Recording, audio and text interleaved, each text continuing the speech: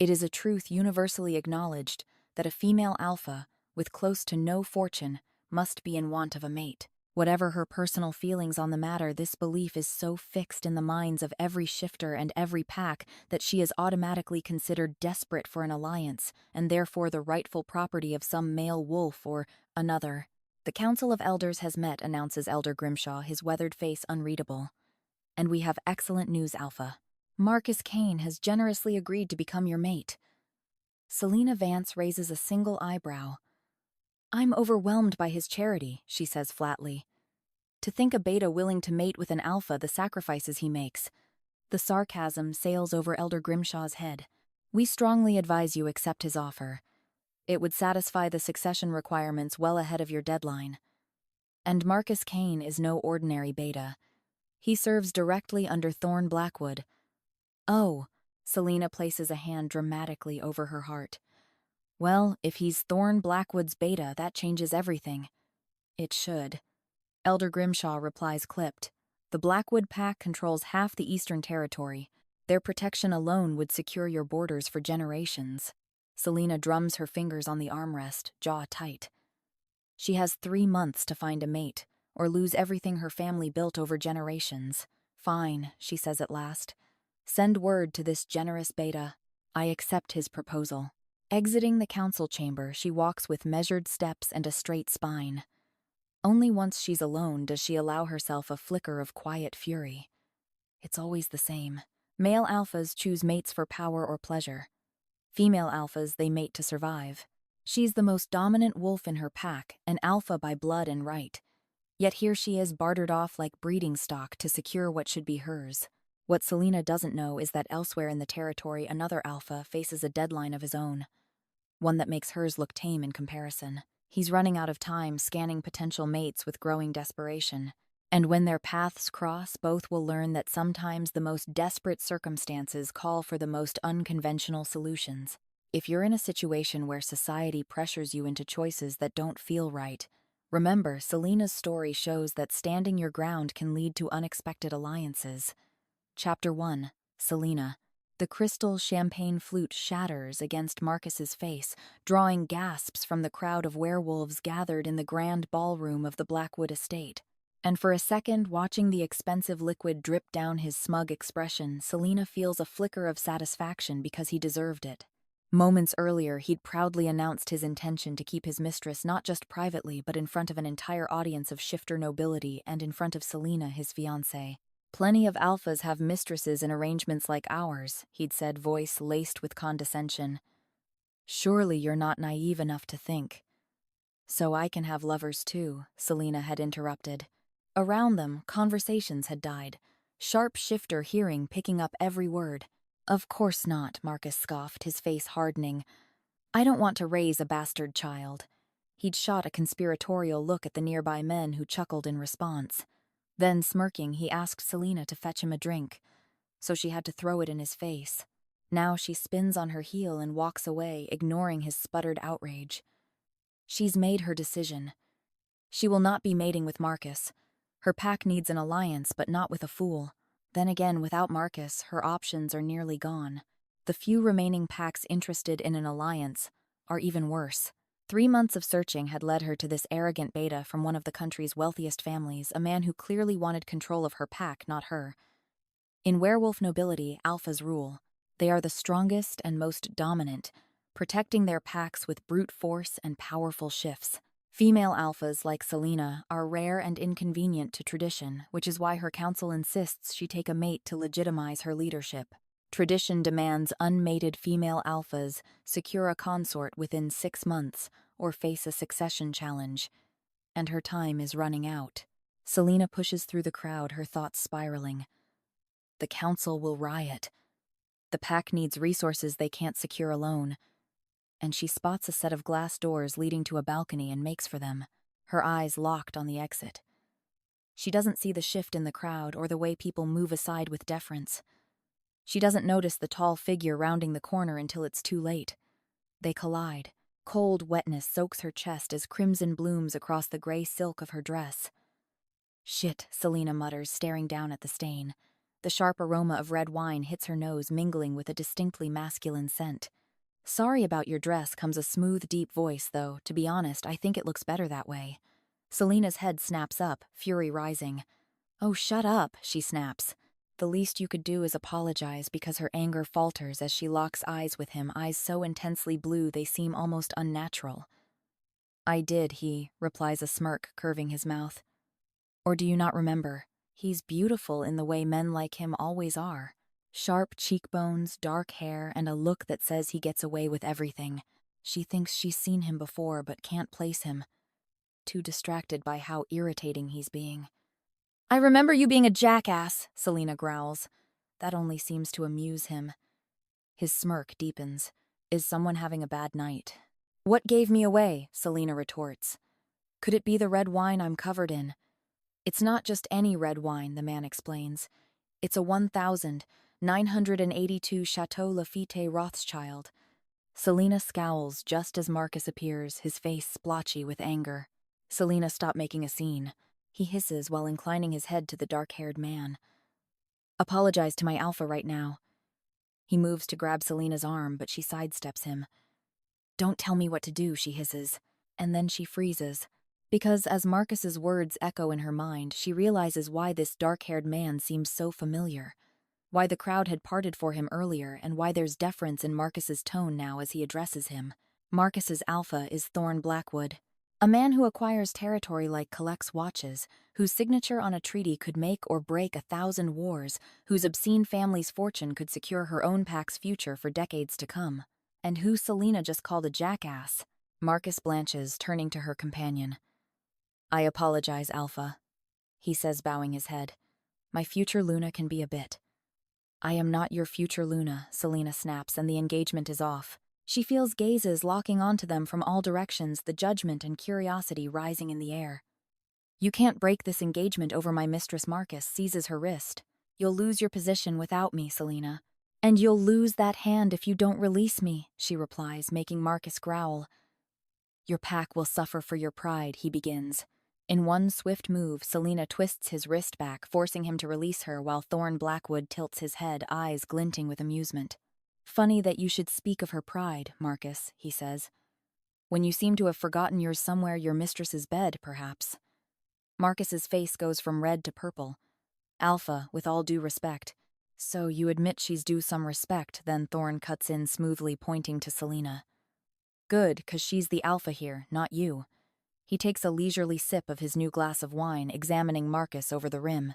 I'd rather lose my position than spend one more minute pretending you're worth the air you breathe, Marcus, Selena tells him, releasing his wrist. She feels the weight of every stare in the room, her momentary victory hollow as the reality of her situation sinks in. She's just torpedoed her last chance at an alliance and made a spectacle of herself in front of the most powerful alpha on the continent, all in the same minute. Perhaps she really doesn't deserve being an alpha. She should be smarter than this. To hurry, a voice calls from behind her. She turns to find Thorne Blackwood following her, that infuriating smirk still playing on his lips. Home, Selena says tersely. Now, if you'll excuse me. Why so early? Thorne interrupts, sounding genuinely confused. This party's just getting started. No one ever leaves my parties this early. In case you missed it, Selena replies with an eye roll. I just broke my engagement with the only potential mate my council managed to find me. Yes. Thorne nods, then frowns. So he adds, sounding confused. So now I won't be finding another mate in time. Selena gives him a withering look. I'm going to lose my pack in a matter of weeks, and on top of that, my dress is ruined. Oh, don't be so dramatic, Thorne interrupts with a wave of the hand. I'll help. Selena narrows her eyes. How so? Simple, he replies. You need a new dress. I'll get you one. And you need a new mate. I'll get you one of those too. Selena rolls her eyes. Really? You'll help me find a mate? Of course. I already have the perfect one in mind. Selena looks around the room. Who, she says, crossing her arms. Thorne's smirk widens into something almost predatory. Me, he declares as his blue eyes lock onto hers. Imagine if you were in Selena's shoes, facing a forced alliance that feels wrong. This teaches us that sometimes rejecting the expected path opens doors to better ones. Chapter 2, Selena. Selena stands in a private dressing room staring at the array of expensive dresses Thorne's staff has brought in. The party's music and chatter filter from downstairs as she tries to make sense of what is happening. And notably, why the heck does Thorne Blackwood, heir to the oldest werewolf fortune on the continent, notorious playboy and alpha to half the territory east, want to mate with her of all people? It makes absolutely no sense. It makes perfect sense, Thorne calls out cheerfully from his seat just outside the changing area as if reading her thoughts. You need a mate. I need a mate. Let's be mates. Why do you need a mate? Selena asks, shaking her head as the attendant presents her with a dress seemingly woven from actual gold threads. I'm just hoping to grow old with someone you know, Thorne calls back.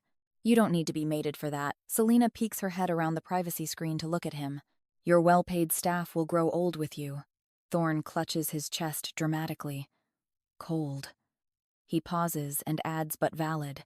There's a distinct flicker in his expression, a shadow of something urgent, but it's gone so quickly Selena almost thinks she imagined it. Except she didn't. Something is definitely off. Fine, Thorne admits, reading her dubious expression. I want a seat on the National Wolf Council. Selena raises an eyebrow as she disappears behind the screen again. What does that have to do with me?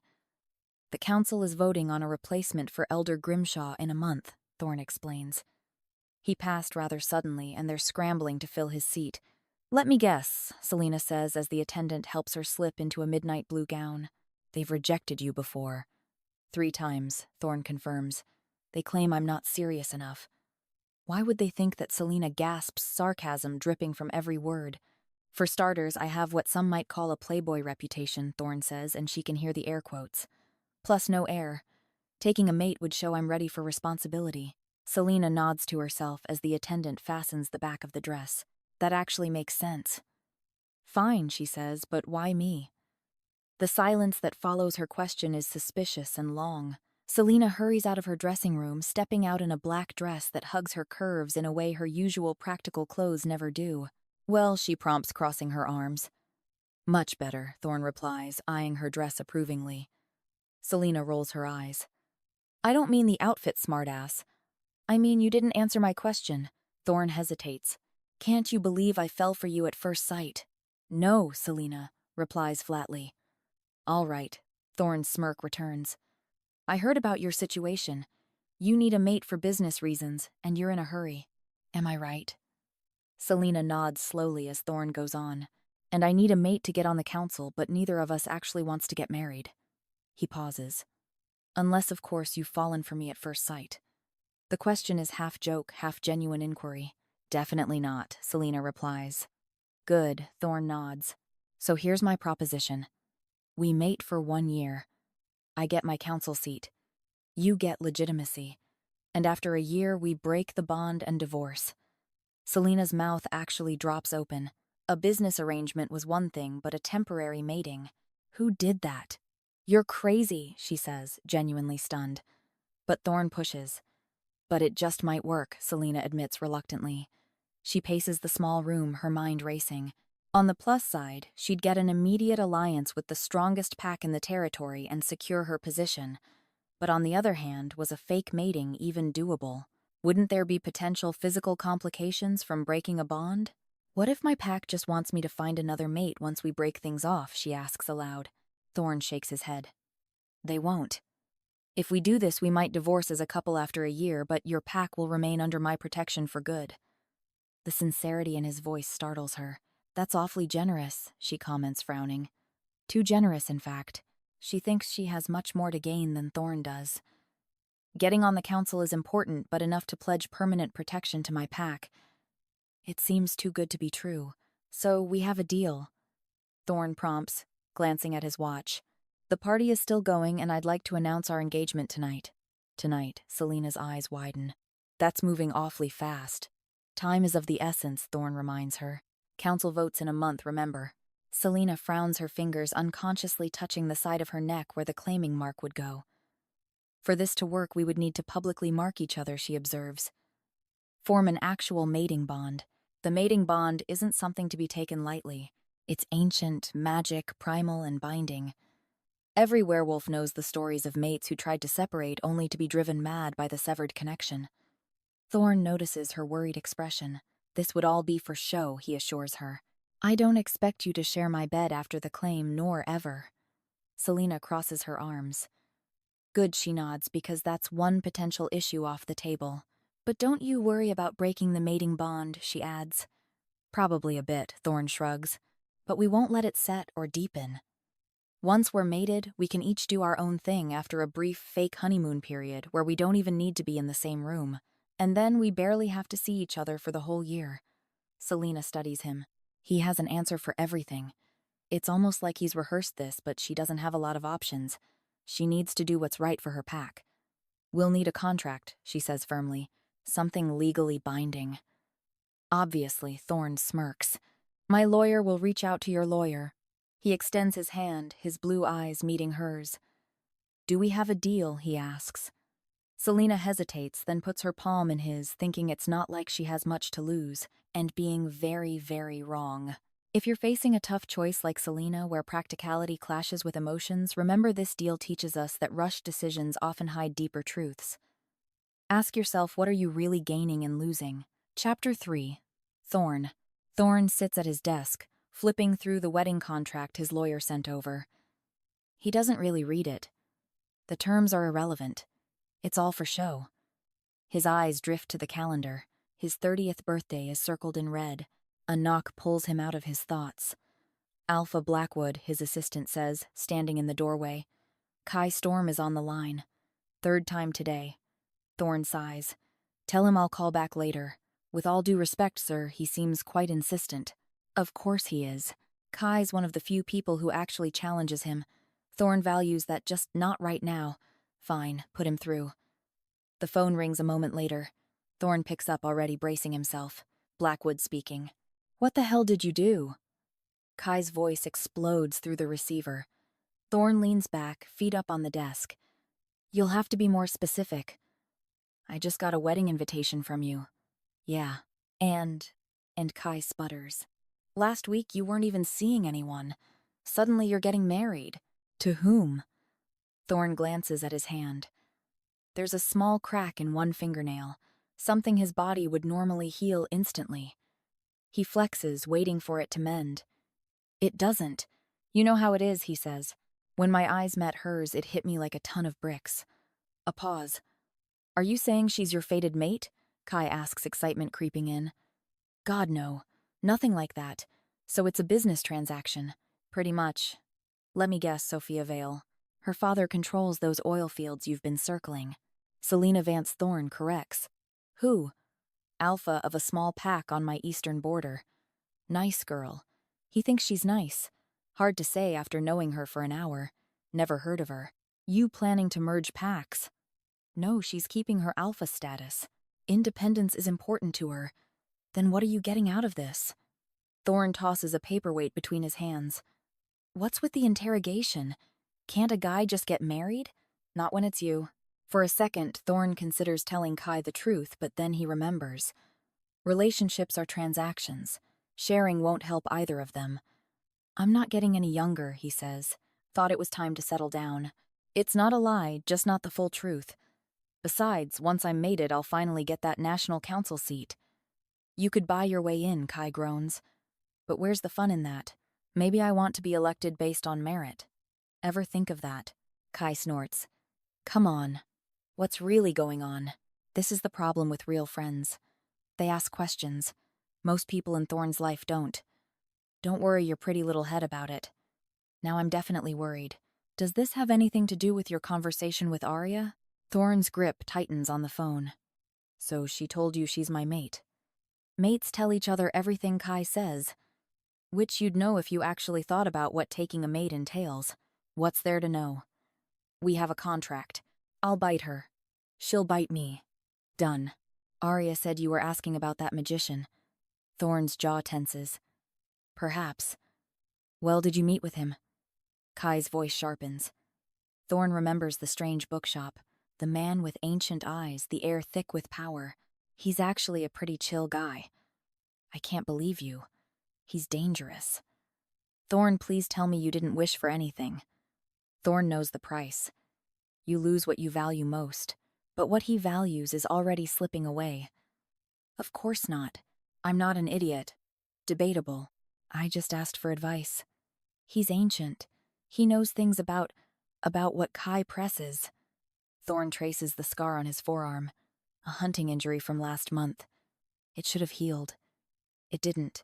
Nothing that concerns you, he says briskly. Now if you'll excuse me. No, I'm not excusing you. Tell me what's going on. Are you in trouble? No. And he means it. Everything's going to be fine. I have to go see you at the wedding. You're my best man, by the way. What? Since when? Since now.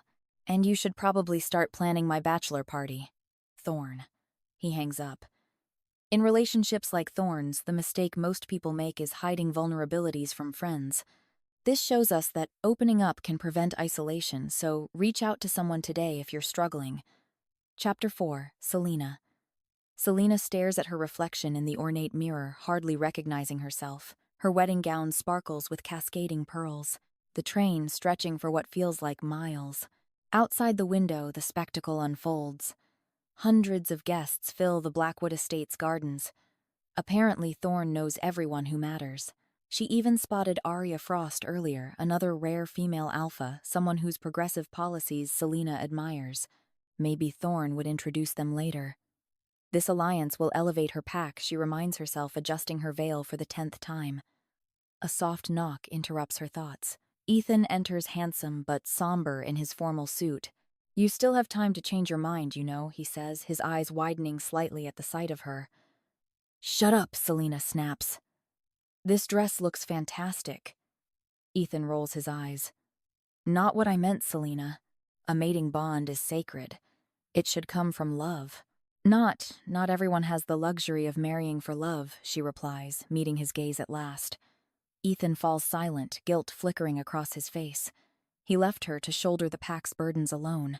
You should have at least had a customary courting period, he mutters. Why the big hurry? Selena clenches her fists. Give me one solution that works as quickly and effectively as what Thorne Blackwood is offering. An alliance with his pack means immediate security resources. And what does he get? A council seat, Ethan scoffs. Come on. With his money and connections, he could buy that seat 10 times over. She shifts uncomfortably. She hasn't seen Thorne since that night at the party when he draped her in jewels and announced their engagement like he was showing off a new acquisition. One dance, a warm hand on her back, and then he vanished back into his world. The contract is signed, she says. Guests have arrived, and most importantly, the pack needs this. A bond isn't just paperwork, Selena, Ethan says gently. When Mia and I made it, it changed everything. You feel their emotions. Their absence becomes physical pain. I know how bonds work. Do you? Because Thorne Blackwood isn't exactly known for his fidelity or commitment. Ethan, she interrupts. I'm doing this now. Either support me for trying my best for our pack or leave. Something shifts in his expression. Realization, maybe. He nods sadly. But as Ethan walks her down the aisle, she keeps her gaze fixed on the marble floor because he's not wrong. She's about to be mated to a stranger and she has no idea what to expect. They reach the altar and Selena finally looks up, only to find an empty space where Thorne should be. Selena meets Ethan's annoyed glance, then forces herself to scan the crowd. Curious and pitying expressions stare back at her. Whispers ripple through the gathering. Kai, a sharp female voice, calls from the front row. Where the hell is Thorne?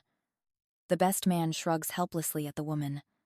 Arya Frost Selena realizes with a surge of mortification. Well, don't just stand there, you big oaf, Arya snaps. Go find him. Kai turns to obey just as a side door bursts open. Thorne Blackwood strides in, tie askew hair, slightly mussed, wearing a ridiculous expression of exaggerated alarm that somehow still manages to look charming. I'm here, he calls, waving cheerfully. Sorry, everyone. Lost track of time. He weaves through the crowd with the confident swagger of someone who's never faced real consequences. Selena rolls her eyes so hard it nearly hurts. The crowd actually applauds as he makes his way down the aisle like he's done something heroic instead of nearly ruining their wedding. When he reaches the altar slightly out of breath, Selena notes it. Odd, the estate isn't that big. Then Thorne pecks her cheek. "And how are you today, my future lover?" he murmurs. Up close, Selena notices more. His skin is pale beneath his tan. Faint shadows linger under his eyes. "Is everything all right?" she asks, frowning. His scent is off. The familiar notes of cologne and alpha musk are there, but underneath is something metallic. Blood. "All good," Thorne says, grinning as he turns to greet the officiant. "May we begin now, Alpha?" the officiant asks. "Don't ask me," Thorne replies with a shrug. "Ask my future mate." The officiant turns to Selena, who nods stiffly as the ceremony unfolds, sharing wine from silver goblets and binding their wrists in red silk so ancient rituals meet legal human binding. She tries to ignore how Thorne's hand wrapped in gloves feel in hers. This is nothing, she tells herself, for the real binding will come later in front of a much smaller audience. In only a few hours, she and Thorne will be exchanging claiming bites. In moments like Selena's wedding doubts, the lesson is to trust your instincts, but also recognize when fear is holding you back from potential growth. Chapter 5. Selena. We gather in the sacred tradition of our ancestors to witness the claiming bite that will bind these alphas in body, spirit, and magic. Selena gulps. Standing in the private chamber of the Blackwood estate, she is acutely aware of the witnesses watching as she faces Thorne. In moments, she'll be bound irrevocably, magically, to a virtual stranger. "Now, please step forward," the officiant tells them, interrupting his speech. When Selena finally meets Thorne's eyes, his blue gaze is steady, unexpectedly serious. He takes her hands and his gloved ones as the officiant finishes the ancient rite. "You may now mark each other with the claiming bite." The female traditionally begins. Selena freezes. Her heart pounds wildly, Thorne's scent pressing in around her. Cedar smoke and that haunting tang of not yet healed blood. She wants to ask why he's still wearing gloves, but then he unbuttons his shirt, exposing the smooth arch of his throat, and all she can think is, "Oh God, this is really happening." As panic surges, "Would you prefer I go first?" Thorne murmurs, voice barely above a whisper. She nods, not out of fear, but because something primal in her needs to know what this will feel like. He steps closer, the heat of his body closing in. One hand rests on her hip, the other cradles the back of her head. His mouth grazes her neck, gentle, reverent. The moment trembles with possibility. "Selena," he whispers. "Yes." His teeth sink in. Pain, sharp and brilliant, bursts through her. She gasps, the sound echoing against stone. But the pain melts quickly, turning to heat, molten and golden. The bond ignites. She feels everything. The taste of her blood on his tongue, the rush of heat through his body, the way his control falters as the bond roots deep. Her knees buckle. A moan escapes her lips, involuntary. Her hands clutch his arms for balance, overwhelmed by his scent, now addictive, craved. His mouth lingers, tongue lapping at the wound in slow, deliberate strokes. It's meant to soothe, but it burns tender and raw. She arches into him before she can stop herself. Her fingers thread through his hair, meant to pull him away, but instead, they keep him there. The bond tightens, anchoring her to him. It feels like being claimed completely. When he finally pulls back, his pupils are blown wide. His lips are slick with her blood. It should disturb her. It doesn't. It tempts. "Your turn," he rasps. She doesn't hesitate. She surges forward and sinks her teeth into his neck. Thorne growls. Deep, guttural animal. His body jerks hands, gripping her waist as pleasure crashes back into her like lightning. There's no boundary between them anymore, just shared sensation, urgent and endless. The bond explodes wide open. Selena gasps, her whole body lighting up. She feels everything he is, pain, restraint, desire, and buried beneath it, loneliness. A final pulse locks it into place like a knot pulling tight. "It's done." "Congratulations," the officiant says, voice subdued. "May your union be blessed. I'll leave you to complete the bond in private." The soft click of the door somehow final. Silence descends and with it heat. The air thickens, suffocates. Selena and Thorne stare at each other. Something pulls. She feels it in her bones. Invisible threads tighten, drawing her toward him. They've drifted closer without realizing. Thorne swallows hard. "Thank you," he says. Before she can answer, he touches her shoulder briefly and flashes a smile. Strained. Too bright. "Well, I should get going," he says lightly. "Wouldn't want this bond to deepen too much, would we?" And then he's gone. Selena blinks after him, stunned, breathless, her body still buzzing with the echo of what just happened. That intense bond moment reminds us in relationships, if a connection feels electric, don't ignore it. It could be the start of something real, so reflect on your own bonds. Are you resisting or embracing? Chapter 6. Selena. Selena wakes awake in her bed long after she had shut off the lights. Beside her, Mia slept soundly. Selena knew better than to make a sound. She didn't want to wake her 10-year-old sister. Unlike Selena, Mia had a wolf and tasks to fill her days, other than aimlessly wandering and cleaning floors. Mia aspired to be a warrior, following in their father's footsteps. Selena understood that dreams didn't come true through sleepless nights, so she resolved to stay quiet. She allowed a single tear to escape her eye, just one, taking measured breaths. It's no use crying over this, she told herself. Not only would it not fix anything, but others might hear me. I could worry Mia, or embarrass the Thornes who have graciously hosted us for the past 2 years. It must have been embarrassing enough for their Alpha to find out she was his fated mate. She wouldn't make things worse for him by reacting to his perfectly natural rejection with petty tears. Of course he wouldn't have her. He had their pack to think about, and the pack needed a proper queen. The bare minimum for a queen would be, at least, to be able to shift. And besides, even if Thorne had decided to forget all of that and listen to his heart, it's not like his heart would lead him anywhere near Selena. He could have anybody he wanted. In fact, he did have whoever he wanted every other night, and everyone knew that. He'd never shown a hint of interest in Selena, who was neither very beautiful nor interesting, who couldn't shift, and who up until a few hours ago had been a minor. So ultimately not someone Thorne had previously seen as a prospect, though earlier at the party Selena had turned 18, an event she'd seen as inconsequential and which she'd have forgotten about altogether, busy as she was sending brief, discreet glances at Thorne as she grew adept at. But then out of nowhere his gaze had caught hers, properly caught. For suddenly it had been impossible for her to look away, and then all she could do was keep in place, breath frozen in her lungs as he made his way to her from across the room. Selena had been sure he'd walk past her, and was already rejoicing at the idea of indulging in his scent as they'd cross paths. So she had been perfectly stunned when instead Thorne had stopped in front of her. He said something which Selena had no doubt was riveting, but unfortunately blood had been pulsing too hard in her ears to make anything out. That, and she was slightly dizzy. Thorne was standing so close. It had been years since she'd been allowed to smell him from up close like this. It was making her head spin.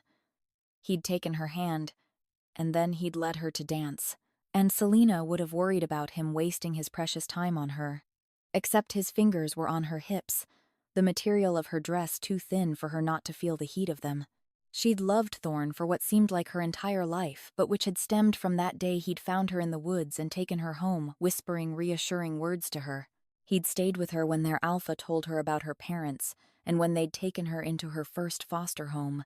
He'd stayed with her as she settled a few belongings in her room, and as she watched helplessly as someone who wasn't her mother soothed Mia to sleep. He'd gone after Selena had fallen asleep, and the next day he'd returned, and the one after that, up until it felt it was all she did wait for Thorne. She'd felt adrift without him, and years later, long after he'd stopped pampering the child she'd been, and had been taken away by piles upon piles of obligations, she still felt adrift without him. But then, at that moment, as he'd held her, the strange impression that she was right where she needed to be, where she belonged, bloomed within Selena. So much so that from one minute to the next it wasn't just an impression but a certainty. She belonged right here at Thorne's side, and then he'd stepped away abruptly, his face pale and his pupils dilated, and declared Selena his mate, which left her confused. His mate. Where he'd meant her, she realized quickly enough. She'd heard the stories. Thorne's very own parents had been a fated pair. This sense of belonging she'd just felt was the fated bond that had begun manifesting as soon as Selena had turned 18. Hope bloomed in her chest, an entirely foreign feeling she had all but forgotten she could experience. But then, of course, Thorne had regained his senses, and not even a couple of minutes later he'd publicly rejected their bond, Selena, and any sense of belonging she might have felt. What else was she to do but accept it? Thorne had looked so distressed she'd never seen him look like this, his eyes wide and his body moving with a wild energy. Perhaps he'd caught an appalled gaze or two, there had been plenty of those thrown around, and he realized what it would mean being tied down to a pariah. Selena owed Thorne her life. No one had ever made her feel as happy as he had over the years, watching over her with gradually more distance but still watching over her nevertheless. He was her alpha, and her loyalty to him was absolute. If he didn't want her, then so be it. Selena asked for nothing but to please him, and she was certain her tears wouldn't make him happy, so she'd hold them in. She fell asleep before the sun began to rise, with this determined thought in mind, and then the very next day Thorne disappeared. Have you ever held back tears to please someone else? It's a common mistake in relationships, but Selena's story reminds us that true strength comes from acknowledging our emotions, not hiding them. Chapter 7. Thorne. Thorne wakes in wolf form. The damp earth beneath his body was not what Thorne remembered falling asleep on. Instead of the warm silken sheets of Sophia's bed with the faint scent of her perfume lingering as he drifted into sleep, there was the cool mist of the early morning forest. Its musky scent contrasted sharply with the indulgence of the previous night. He opened his eyes, trying to orient himself. He quickly recognized the gnarled trees and shadowed paths of the woods near his territory, though confusion twisted in his gut. Why am I here? He wondered, taking note of the sharp rustling of leaves and the distinct scent of a nearing stag, indicating what lay hidden beyond the bushes. I've shifted, Thorne thought. But when? Why? He hadn't transformed in his sleep in years. His control over the beast within was well perfected. This was strange, though perhaps he had somewhat overindulged yesterday after all. Sophia's company had been pleasant enough, but there had been a sense of something missing that Thorne was quite unused to and frankly didn't like very much. It left him distracted and unable to fully immerse himself in the present with her. It felt like he needed to be somewhere else, and suddenly all he could do was pour himself more drinks. But really, what else was he to do with Kai and other members of his close council badgering him about finding Selena a mate of all things? As if she were some burden to be thrown onto the first, well, never mind that. He'd deal with Selena later somehow. Right now, he needed to get home. Relying on instinct, he steered towards the pack, his paws padding silently over the leaf-strewn ground. The neighboring woods had been well scented by his trackers. It was easy to follow the trail home, his nose twitching and picking up various scents. Selena was too young to be mated, that was the thing. It was frustrating how Kai and the others seemed intent on ignoring that fact. Besides, she didn't have a wolf, so finding her a suitable mate wouldn't be easy. No, what she needed wasn't a mate, but the pack's protection. She belonged to Thorne. Thorne growled involuntarily, shaking the pestering thoughts away. They all led to the same image of Selena's widening eyes, the hopeful, elated expression on her face as she took in the force of the growing bond establishing itself between them, meddling with her thoughts and feelings. He thought of his mother's empty gaze, of the bitterness in her scent, of his parents' voices booming behind closed doors. And then he thought of nothing at all. Sometimes it's better not to think. The familiar scent of the pack grew stronger. Thorne was close now. As he had done so many times before, he tried to summon his human self, willing the shift to begin. It didn't. Thorne was briefly startled. This hadn't happened to him since he was a child. But he didn't let it deter him, keeping his focus assuredly and patiently. He tried to restrain the wolf, to tame it back down for the time being. He tried and waited. Nothing. His body refused to obey. His wolf refused to retreat. As time passed, instead of his fur receding and his limbs turning back to two, the more Thorne tried, the further his human self seemed to slip away. Controlled and civilized thoughts drifted. Instincts took over, and the wolf claimed more and more space in the confines of his mind. Soon there was almost nothing left of the human. Only the beast remained, and the beast wasn't content to stay still. Others were approaching. Other wolves. Were they threats? The allied sense of packmates dominated his surroundings, keeping the wolf somewhat calm for the time being. But there was something else, a human scent, floral and tempting, that drew the wolf's focus single-mindedly. Find its mate now. This shift in Thorne shows how suppressing emotions can backfire. In daily life, if you're ignoring your true feelings like he did with the bond, it might lead to losing control. Just ask yourself, what instinct are you fighting? Chapter 8. Selena. Selena ignored the order. Yes, Marcus said only trackers, but she could help, and she was going to. First, she drove to Sophia's place to hear firsthand what happened prior to Thorne's disappearance. Sophia, a gorgeous brunette emanating a strong, domineering aura that made many shifters bow down, initially tried to brush her off, feeling she owed a wolfess girl nothing. But Selena remained unbothered, standing her ground until Sophia somewhat reluctantly confessed. Both of us had a lot to drink. I was half awake when I felt him stir during the night. He was mumbling in his sleep, but it didn't sound like a typical sleeping person gibber. It was like what Selena pressed, like he was talking to someone or replying to someone. I started to feel weird about it, but it stopped and I fell back asleep. When I woke up, he was gone. This didn't provide much clarity for Selena, but she knew every detail counted and kept this one close to mind. For the first time in a long time, she wished with all her heart she had a wolf. With one, she might have found a trace of Thorne's scent following it to him like he had found her all those years ago. He had found her. The least she could do was help find him in any way she could, even though she couldn't do much. After leaving Sophia, she drove back near the pack's territory and entered the woods, taking a path she knew the trackers wouldn't start with. Might as well cover more ground. Venturing deep into the forest, her eyes scanned the ground and brush for any sign of disturbance, while moving shadows and rustling leaves heightened her senses. Her human limitations were a poor substitute for the enhanced abilities of her packmates. She silently cursed, no sharp sense of smell to detect a trail, no keen night vision to pierce through shadows. Only human intuition and a deep-seated, probably foolish resolve. Though her frustration mounted with each fruitless step, Selena pushed it aside, forcing herself to focus. She looked for broken twigs, displaced rocks, anything out of the ordinary, her breath forming small clouds in the chilly air.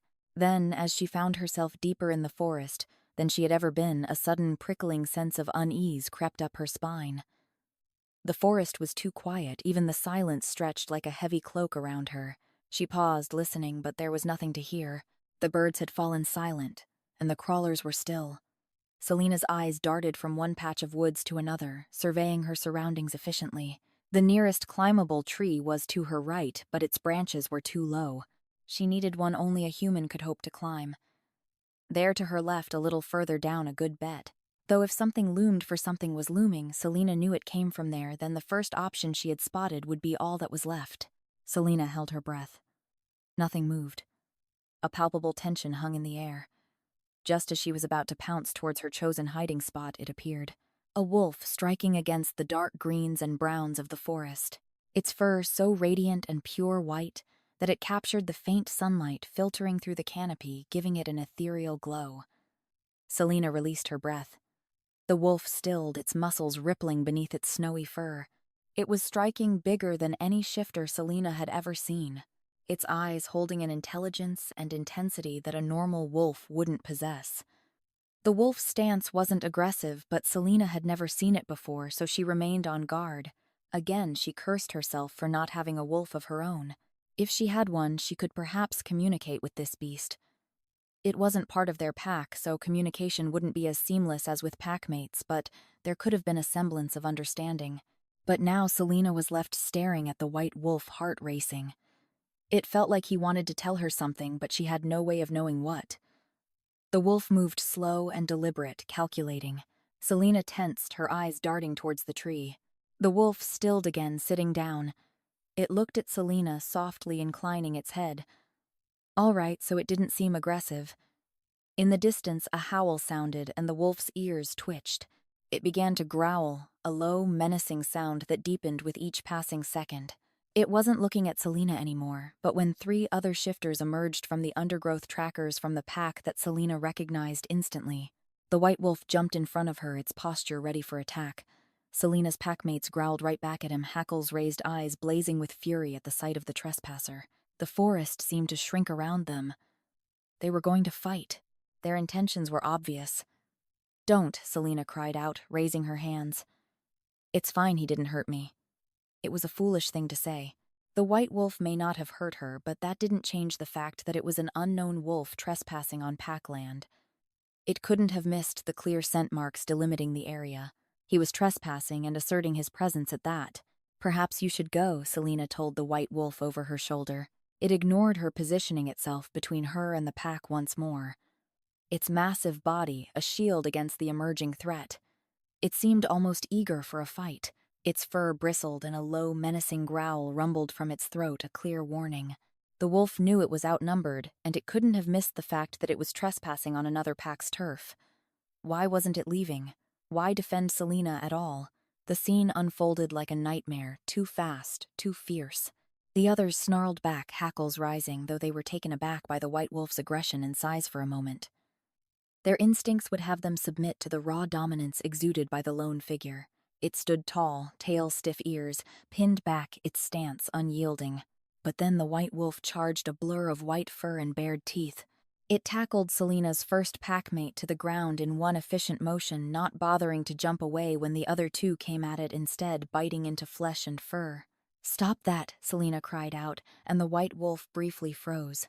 Not long enough for one of her packmates to retaliate and bite it back, making it growl. The air crackled with tension as the white wolf repositioned itself in front of Selena. But then more wolves from Selena's pack appeared, their numbers rapidly swelling.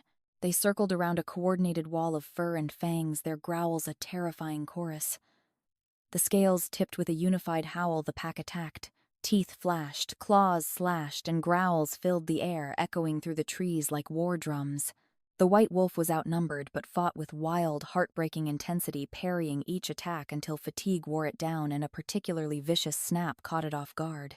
It yelped a sound that pierced Selena's soul. Blood stained its beautiful white fur, painting the ground in stark, vivid strokes. The fight drained out of it, its body weakening, its movements slowing, and then with a final crushing blow it collapsed. Facing an unknown protector like this wolf teaches us about unexpected allies in life. If you're in a tough spot, look for those who stand by you, even if it doesn't make sense at first. Chapter 9, Selena. The white wolf hasn't shifted back. Usually, when a shifter is hurt, he quickly shifts back after losing consciousness. Perhaps not immediately, but quickly enough. It is a sort of survival process, for it is easier for humans to heal other humans, and humans are better at healing than wolves. But the white wolf hasn't shifted. It lies still unconscious with a chain wrapped around its neck, the other half of it tied to a large tree near the end of the pack house's grounds. Selena can see it from the house, unmoving while she is being interrogated by Marcus. "You say he just appeared out of nowhere," the beta asks for what feels like the 100th time. Selena eyes they should be trying to heal the white wolf. It'll have bled to death by the time this interrogation is over at this stage. "Why do you think it is still in his wolf form?" she replies, eyes glued on the fallen shape of the wolf. "I asked you a question," Marcus barks, "and I already answered it," Selena snaps back, gaze settling on him. Marcus looks taken aback for a moment, though he is quick to school his features. "Why do you keep staring at it like that?" he says. "Do you know who he is?" Selena shakes her head, somewhat offended by the beta's suspicious stare. "Then why did he pick a fight for you?" he insists. "I don't know," Selena shrugs helplessly. "Selena, if you know something now, would be a good time to share it," Marcus says, clearly not believing her. "Our Alpha is missing, or have you forgotten?" As if Selena needs reminding. "You think this wolf has something to do with Thorne's disappearance?" she asks with a frown. "First, it is revealed you're Thorne's fated mate, then he disappears, just as a rogue wolf asserts himself on our territory like you're somehow his to protect. Do you think this is a coincidence?" Selena shakes her head in disbelief. "You're saying this wolf got rid of Thorne because it saw him as a rival?" "Why would it? Thorne rejected me. If the rogue did want me for a mate, as you seem to imply, it wouldn't need to do anything to Thorne." Marcus opens his mouth, but Selena interrupts. "And besides, I told you I don't know this wolf. I'd never seen it before in my life." "So then why do you keep looking at it like you're worried about him?" Marcus challenges. Selena's gaze falls onto the wolf once more. "I don't know," she says. "He's so alone, and the beast is bleeding out, and no one seems intent on moving a finger to help him out. The white wolf is an outsider, and no one likes an outsider. No one knows this more than Selena." Selena, Marcus says with a tired sigh. "Thorne disappears just as a rogue wolf's been found roaming our territory. Alphas instinctually know when an outsider trespasses their pack. Thorne must have felt this one's presence and gone to confront him." Selena shakes her head. "No," she says, throat tight. "Be realistic," Marcus bites. "Thorne is gone. Instead, this rogue's here on his territory trying to claim his mate. It doesn't take a genius to figure out what happened, Selena. The girl shakes her head as Marcus concludes, this wolf killed our alpha, which, according to our laws, would make it our new alpha if only there had been a witness. There hasn't been, not that we know of, but someone from this wolf's pack could manifest itself as one at any given moment, and who knows which pack this wolf comes from. A feral bunch, surely. He's having trouble shifting back. We can't have an alpha from out of nowhere who's practically feral. Thorne isn't dead, Selena tells herself. He isn't, he can't be. The pack will come to a vote, but I already guarantee you the outcome. This wolf is going to die for the crime of executing our alpha. Suspicion, like Marcus's here, is a pattern interrupt in trust. In your own life, if you're quick to accuse, pause and question if fear is driving it the way it drives him. Chapter 10. Mia. Mia could read very well by herself and has done so for a long time now. But there was nothing quite like listening to Selena's voice while she drifted to sleep, telling her stories she simply knew would end well. And then Beauty dreamed she was walking by a brook bordered with trees and lamenting her sad fate when a young prince, more handsome than anyone she had ever seen, and with a voice that went straight to her heart, came and said to her, Beauty, you are not so unfortunate as you suppose. Here you will be rewarded for all you have suffered elsewhere. Your every wish shall be gratified. Only try to find me out no matter how I may be disguised, for I love you dearly, and in making me happy you will find your own happiness. What can I do, Prince, to make you happy? Said Beauty. Only be grateful, he answered, and do not trust too much to your eyes. Above all, do not desert me until you have saved me from my cruel misery. That prince asks for quite a lot from someone he only just met, Mia observes, testing her love like this. It's not the first time she said so, but she likes what Selena always replies. It's not a test of her love, but of her strength of character. Can she look past appearances to find what truly matters? And what do you think it is that matters? Mia says. That her prince is filthy rich. This makes Selena laugh. Fairy tales like this connect us to our inner child. If you're feeling lost in adulthood, try revisiting one. It might reveal insights about trust and appearances you need right now. Chapter 11. The wolf is confused, wondering where his mate has gone. This puzzlement, somewhat blurry as the darkness recedes, as the wolf comes awake, becomes more pressing when it is apparent she's nowhere to be seen. The scents surrounding the wolf are familiar, though soothing, but underneath the welcoming notes of the pack, a pack the wolf recognizes as his own, there is a sense of wrongness. Something is out of place, but what? Where has his mate gone? Why did his packmates attack? Why is there a chain around the wolf's neck? It is dark out, pitch black, but the wolf's night vision is impeccable, and so it sees the figure approach. Another packmate, someone the wolf knows not a threat. They're talking of killing you, the figure says, pulling at the chains around the wolf's neck. You don't look like yourself or smell like yourself. Are you even yourself right now? Why aren't you talking? This little person is speaking in human language, but the wolf understands somewhat. Something is wrong. There is danger and confusion. You're going to have to go for now, the figure says as the chain gets loose before they hurt you. The wolf hesitates. He is home, isn't he? Go, Thorne, come on, Thorne. That is his human name. His name, yes. This is his pack. His name is Thorne. He should shift back. He cannot go. There's a glimpse of consciousness. Thorne remembers what a pack does to a rogue, especially one who's attacked and is now perceived as a threat. They'll kill him. He's outnumbered and there's a wound on his back that needs to heal. But what about his mate? Selena, her name is Selena, he remembers now. She is his. No, she's not. He didn't want that, he didn't. Go, the figure snaps, the urgency lacing the words, igniting something primal within Thorne. He disappears into the woods, a temporary retreat. This confusion in Thorne is relatable to anyone who's felt lost in their own identity. The actionable step is to seek a quiet moment to reconnect with your core self away from the noise. Chapter 12. Selena. Selena must have fallen asleep. There's no reason for her to be back at the pack house in that pale blue dress dancing in Thorne's arms. He's right there holding her close, his woodsy scent filling Selena's nostrils. She wishes she had a wolf, if only to be able to enjoy his scent even more. Thorne shifts away slightly to cup Selena's face. They're whispering, Selena says, referring to their pack present all around them. Thorne doesn't reply immediately, instead placing a soft kiss at the corner of her lips. You're my mate, he whispers eventually. He sounds happy, odd even this is a dream. He didn't sound happy before. He'd seemed startled and then horrified. I'm not, Selena protests, not anymore. Thorne tenses against her, his features twisting into a betrayed, hurt look. Why would you even say that, he demands. Selena wants to cry. How dare he ask her that? He knows why. You're gone, she says. You've been gone for weeks. Thorne's hold tightens around her. I'm right here, he protests. You rejected me, Selena says. The words hurt, more than she thought they would. She'd felt resigned that day, now she only feels anguish and loss. You accepted, Thorne says, meeting her eyes. Selena's eyes snap open, tears run down her cheeks. Dreams like this reveal our deepest fears. If you're haunted by rejection in your sleep, journal it upon waking. It can lead to healing, just as Selena's path does. Chapter 13. The white wolf was gone. Thorne was gone, and Selena didn't know what to do with herself. It had been 2 weeks now, and still there was no news. The search continued, with trackers roaming the woods every day, but it seemed as if Thorne had disappeared into thin air. A pack without its alpha was not much of a pack. Wolves lived through hierarchy, and didn't take well to the absence of clear leadership. Marcus did his best, but if Thorne didn't reappear, a new alpha would have to be chosen.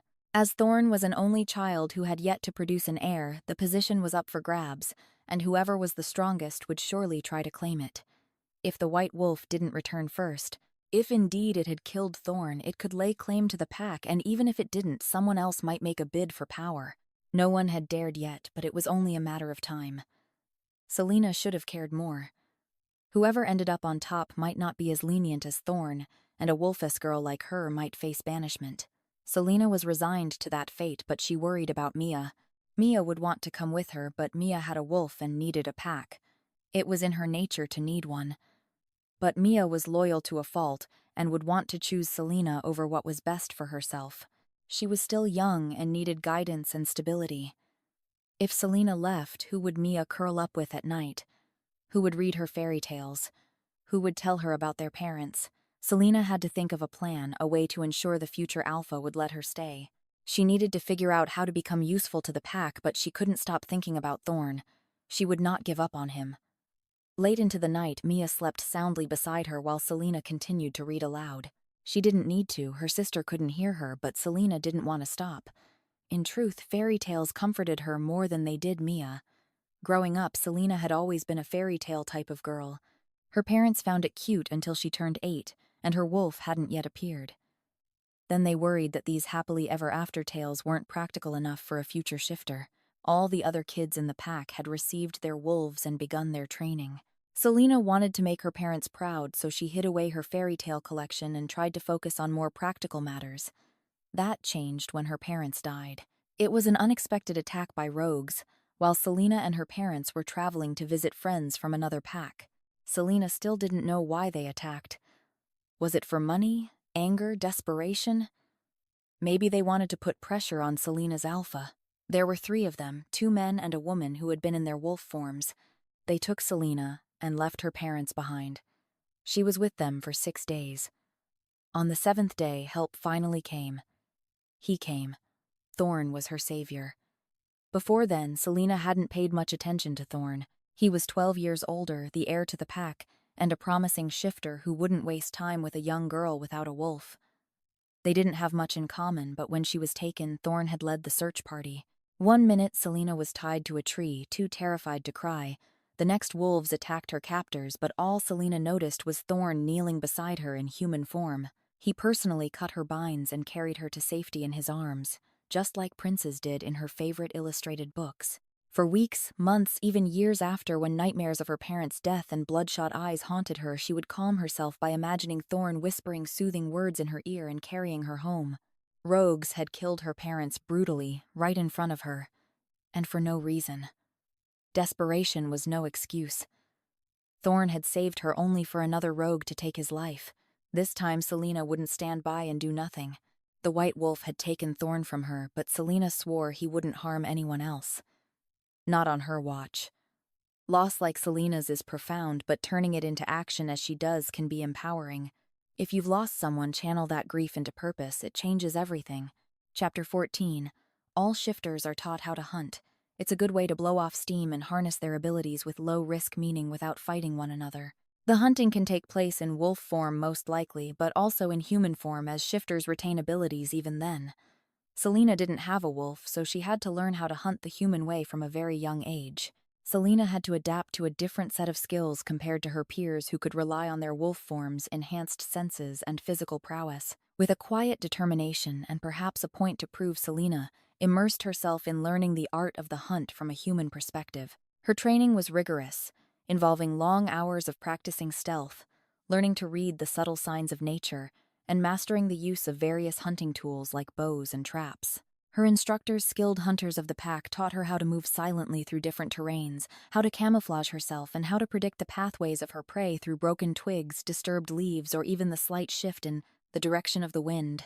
Selena also learned to use her human senses to their fullest, sharpening her hearing and sight to pick up cues that her fellow shifters might detect more naturally in their wolf forms.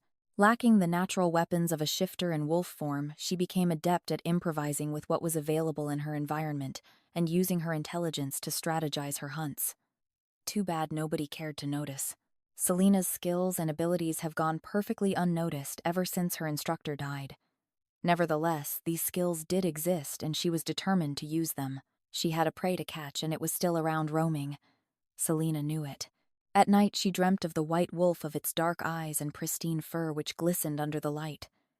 In her dreams it ran from her always, just barely ahead but ultimately untouchable. He wasn't afraid of Selena in the dreams. He'd entertain her, let her chase, but ultimately disappear with the eternal promise to return. If Selena didn't stop him, he'd come for the pack. He'd come for her, but most importantly, the wolf had already come for Thorne, and that Selena couldn't bear. She wasn't the only one on the hunt for revenge. Others from the pack now patrolled the woods, whether by day or night, on the lookout for the wolf, or perhaps some desperate sign of their missing alpha. People weren't holding their breath, though. It had been almost 2 months now. If Thorne were alive, he'd have made contact by now. Their pack was without an alpha and perhaps growing slightly insane as a result.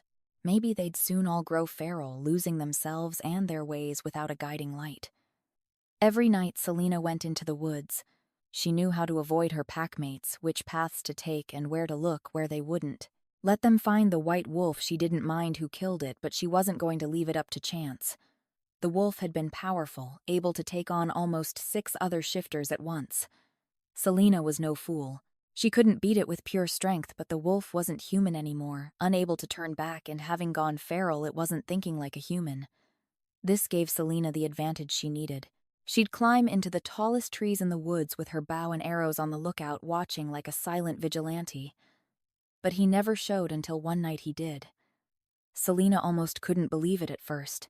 Surely she'd hallucinated the white fur and swift movement amongst the trees on her left. But no, there it was, the unmistakable flash of white that had haunted her dreams and fueled her days with a burning quest for vengeance. Heart pounding, she steadied her breath and aimed her bow finger, trembling ever so slightly on the string. With a silent prayer for accuracy, she let the arrow fly. It whistled through the cool night air, intent and precise, but at the last moment, the wolf veered left, the arrow slicing harmlessly through the space where its head had been seconds before. Cursing under her breath, Selena quickly notched another arrow, but the white wolf was already bounding away, its movements a blur of speed and grace. Who knew when it would show up next? Who knew how Thorne had died? No one but this wolf. And this wolf was going to pay. Without a second thought, Selena leaped from her perch in the tree, landing agile on the forest floor. Adrenaline surged through her veins as she sprinted after the wolf, the distance between them closing with every breath. Her fingers gripped the bow tightly, another arrow ready to fly. The chase was intense, weaving through the dense underbrush and dodging low-hanging branches that seemed to grasp at her like the fingers of the night. Selena's training kicked in her body, moving with practiced ease despite the pounding of her heart and the cloud of emotions swirling within her. Finally, the white wolf slowed and came to a stop in a small clearing that would have been bathed in moonlight if not for the heavy clouds that obscured the sky. It turned to face her, its deep blue eyes piercing through the darkness. Selena raised her bow. She had one arrow left, but then in a move that shocked Selena to her core, the wolf lowered its body to the ground, submitting to her. Its eyes never left hers, a silent challenge, or was it a plea? Selena's hand shook as she fought with her conscience, the arrow quivering against the string. Then an image of Thorne succumbing to this very wolf crossed her mind. She released her arrow. The wolf barely made a sound. Just then, the wind that had been rising during the chase, slowing Selena's movements to a frustrating degree, managed to push away some of the dark clouds looming over the forest. Moonlight pierced into the clearing, illuminating the scene in an ethereal light. The wolf's fur glistened around the red gash of its wound until it didn't replaced by human flesh. Selena gasped, her heart skipping a beat. Slowly, with her hand on the handle of her knife, she approached the fallen figure, taking in the muscular build of a man whose face was turned away from her. Selena didn't need to see his face to recognize the small birthmark beneath the left shoulder blade, one she'd stared at growing up when she'd watched this man train from afar, certain he would notice. She froze, feeling the air drain from her lungs. No, this couldn't be possible. "Thorne," she whispered. He groaned. It sounded like him. It also sounded like he was in pain, which he was because there was an arrow buried in his flank one Selena had put there. He turned his face towards her, his blue eyes watching her in stupor, though whether it was from being recognized or because Selena had shot him, she didn't know. The contrast between vengeance and revelation here is stark. In work, if you're chasing a goal blindly like Selena, consider if it's truly the enemy or something familiar in disguise. Chapter 15. Thorne's head lies on Selena's knees, his broad shoulders bare, but the rest of his body is covered with her cloak. He'd swiftly removed the arrow with a grunt, confident he'd heal quickly, which he would, but in the meantime he felt a little disoriented by a strong urge to close his eyes. "I'm sorry," Selena says from above, her face twisted in concern. "I've laced the arrow with that strong sedative we use to hunt bears." Thorne smiles. She'd done a remarkable job tracking him before, and he is quite impressed. "Clever," he says, raising his hand to graze her skin, but missing his mark, finding his muscle difficult to move. God, and his eyelids feel so heavy. "Don't fall asleep, Alpha." Selena shakes his shoulders, making him groan. Thorne's tempted to bury his nose in the warmth of her body, but her next words make him raise his gaze to her face instead. "I thought you were dead," Selena whispers, tears welling her eyes. "Everyone thinks you're dead." She lays her hand on his cheek, her sweet floral scent hitting Thorne's nostrils. Selena doesn't have a wolf, and her scent is subdued, but it is a scent he knows and trusts, pleasant in its lightness, which only leaves him wanting more. He rubs his nose against her wrist drowsily. He shouldn't, for Selena isn't his, but he can't help himself. "What happened to you?" she asks. Thorne shrugs, not sure. "I woke in wolf form. I didn't realize I couldn't shift back at first. When I did, it was too late. I was already losing myself to the wolf." "Losing yourself?" Selena asks. "Usually when I shift, it feels like a different, more primal side of me takes over, but I'm still there somewhat. It's different now. I lose track of time and forget who I meant to be. Except, Selena encourages. "I don't know," Thorne closes his eyes. "It comes back to me sometimes briefly." He doesn't add more. "Well, you're back now," Selena says, relief lacing her words. "When you're up to it, we'll go back to the pack and—" "I don't know how long this is going to last," Thorne confesses. "I'm not sure it will. I feel like it won't." Selena keeps quiet at that for a moment. "You feel like, or you know?" she asks eventually. "The wolf is there in my mind. It feels close," comes the reply. There's a strange energy coursing through Thorne, one he doesn't recognize, and that wasn't there before. "I think it's magic," he says, drifting away. "Magic," Selena repeats, feeling quite dumb. Thorne nods. Above him, Selena has this look on her face, this worried, distressed look that makes it seem as if the world is ending. It reminds Thorne of his mother. "You'll be fine, kid," he says. "Don't waste your time worrying about me." "I'm not a kid," Selena replies, "and of course I'm worried. The pack needs you, Thorne, there. There are already talks of who should replace you as Alpha." Before another comes and Thorne's eyes snap open, suddenly more alert. "It won't come to that." "Well, if you're not there to lead, it might," she purses her lips in hesitation. "Marcus has been approached by Alpha Garrick." "That idiot brute from the Ironwood clan?" Thorne asks. "That very one," Selena sighs. "I wasn't invited to the conversation, but I think we both know he coming here when you're away is no coincidence." "Yeah, he'd make a move on the pack," Thorne nods. "Garrick's obsessed with growing his territory, and he wouldn't be above seizing control of our pack. Don't think he'd dare try and conquer by force, but an alliance of some sort." Thorne grimaces at the idea, grabbing onto Selena's hand. "Listen to me," he says. "Here's what you're going to do." He tells her and Selena protests, but then he tells her again and again, answering every single one of her questions and doubts with pragmatic to the point and assured answers until the moon disappears, replaced with the sun and the white. Wolf is there in his stead once more. Planning under pressure like Thorne does is key in crises. Apply it to your job by outlining steps when faced with uncertainty. It brings clarity. The room inside the pack house is thick with tension and the musky scent of apprehension. Voices rise and fall in a heated debate over the precarious future of their pack and the unnerving proposition to submit to Alpha Garrick, an ambitious leader from a neighboring lower-class pack. Normally, no one would consider it, but there are worse alphas out there than Garrick, and the pack needs an alpha. But if some might have been tempted to try for the throne amongst the pack's current residents, the fact that Marcus Thorne's beta and the best-suited candidate for the job hasn't proclaimed himself has everyone's self-doubt creeping up threateningly. If Marcus doesn't think he can do it, how could anyone else? It's looking more and more likely that every pack representative is going to fall behind the idea of Alpha Garrick until the heavy door to the council chamber swings open and Selena steps into the room. The interruption is stark, halting every conversation as all eyes turn toward her unexpected presence. Her appearance is as plain as ever, that pale, youthful face and too large, unfitting clothes leaving much to be desired, but her gaze is hard and commanding. The gaze of a conqueror. It makes everyone uneasy, and a couple of sneers arise on many's faces. Wolves follow hierarchy, but it doesn't mean they enjoy submitting. Submission must be earned. Marcus's words falter, and a ripple of surprise spreads through the gathered members. Selena's voice cuts through the stunned silence. "We will not get behind Alpha Garrick's desire to expand his pack," she declares firmly, her youthful determination filling the space. "Does anyone here even like the idea?" "I think not." A murmur of disbelief swirls through the room. "You're just a kid, Selena," a seasoned warrior retorts dismissively from the back, his voice echoing the thoughts of many. "You have no business in this meeting." Selena's gaze doesn't waver. "I am our alpha's mate, and since he has no heir, the closest thing to a replacement he has within the pack, I'd say this makes it my business, and besides Marcus," she adds towards the warrior. "Everyone in the pack can attend these council sessions, should they wish it, or have you forgotten in your old age." The warrior growls at her, but Selena ignores him, a faint smirk playing on her lips. Her voice, though calm, carries a weight that brings forth a certain stupor amongst the crowd.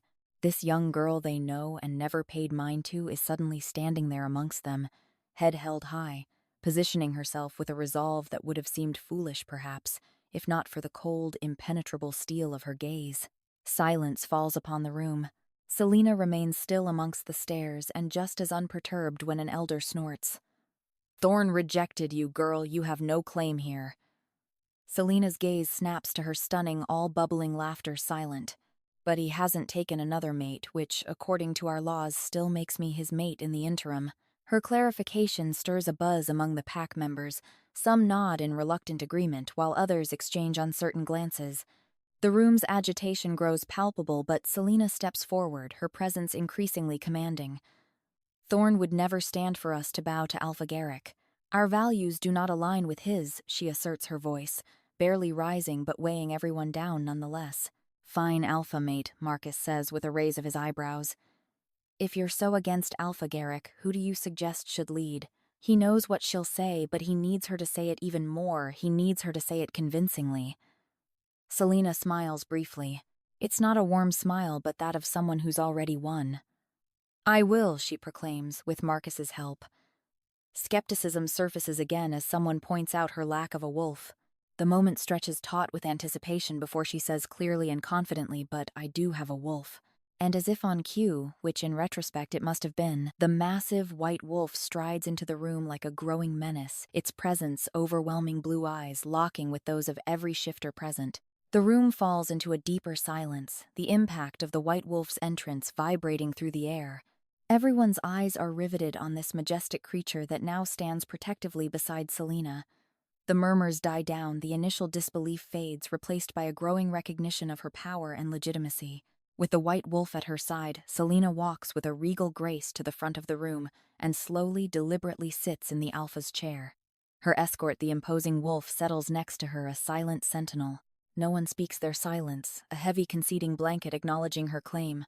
If anyone wants this pack, they can challenge my authority by engaging with my wolf in combat, she says, pointing towards the white, gigantic beast with her chin.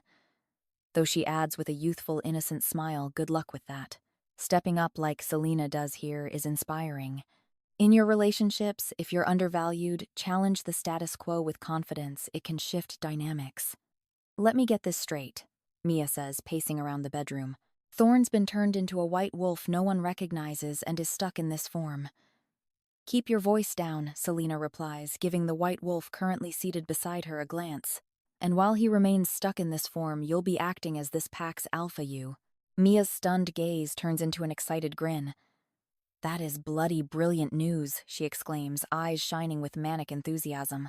You've been reading Harry Potter again, haven't you? Selena comments, half amused, half afraid of what her young sister's excitement might mean.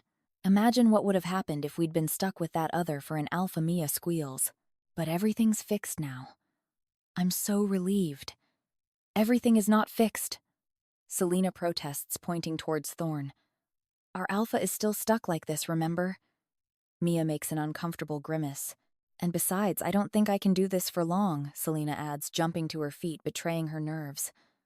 I don't even know how I managed to convince everyone to make me alpha of all people in the meantime. Her gaze falls onto Thorne, who's growling softly at her. Yes, I know you think it's all about confidence, she tells him, but that's because you're actually qualified for the job. You can speak with him, Mia interrupts, confused. No, we spoke when he turned back last night, Selena explains, and we've come up with a signal so he can help me lead in the meantime. But we have to find a way to turn him back to his human self more permanently. And before Mia can reply, she adds, which is why I'll be going to see the magician tomorrow. Upon hearing Selena's words, her younger sister visibly pales. The magician, she squeaks, eyes widening. The one who grants wishes. No, the fake one who hides cards up his sleeve, Selena snaps. Yes, the one who grants wishes. Mia swallows audibly. Selena, she says, this guy's dangerous. He grants wishes for a price. Well, whatever price it is, I'll pay it, Selena concludes. Thorne can't stay like this. There's no other choice. Besides her, Thorne growls, clearly not liking the idea, but Selena ignores him. She doesn't have a choice. He'd said he felt like his condition had been caused by magic. If that were the case, only magic would free him of it, and there was only one person Selena knew of who practiced real powerful magic around here, and it was the magician. Too bad everyone she knew of who'd ever gone to him had spent the rest of their lives regretting it immensely. It didn't make one feel particularly enthusiastic at the prospect of meeting with him. Risks like visiting the magician echo real-life gambles. The lesson is weigh the cost, but if it's for someone you love, sometimes it's worth it. Just ensure you have a plan B. Selena takes a long breath as she travels up the main street of the small town. The quaint buildings with their peeling paint and charmingly crooked signs line the main road where faded cobblestones peek through the weather-worn asphalt. Each storefront, from the thrift stores to the cozy diner with steamed-up windows, seems to whisper stories of days gone by. It's been years since she last visited, and the sight of the old tower standing proud against the sky stirs a mix of nostalgia and excitement in her heart. She quickens her steps, a mixture of nerves and exhilaration. The last time she'd come here, she'd been a little girl, and her parents had taken her out for ice cream and a new book. She'd picked an old fairy tales book with a used brown cover, the one she now reads to Mia every night. They'd found it in an old, dusty bookstore after not finding what Selena dreamed of in the more modern one down the street. She turns a corner onto a small street, looking for that very store now. Back then, Selena had met its owner, a handsome young man with copper hair and light green eyes who'd winked at her and made her laugh despite how intimidated she had felt in his presence. Her parents had quickly driven her away after handing him money. He has magic, her father had explained, urging Selena to never go back there, which of course only made her more curious.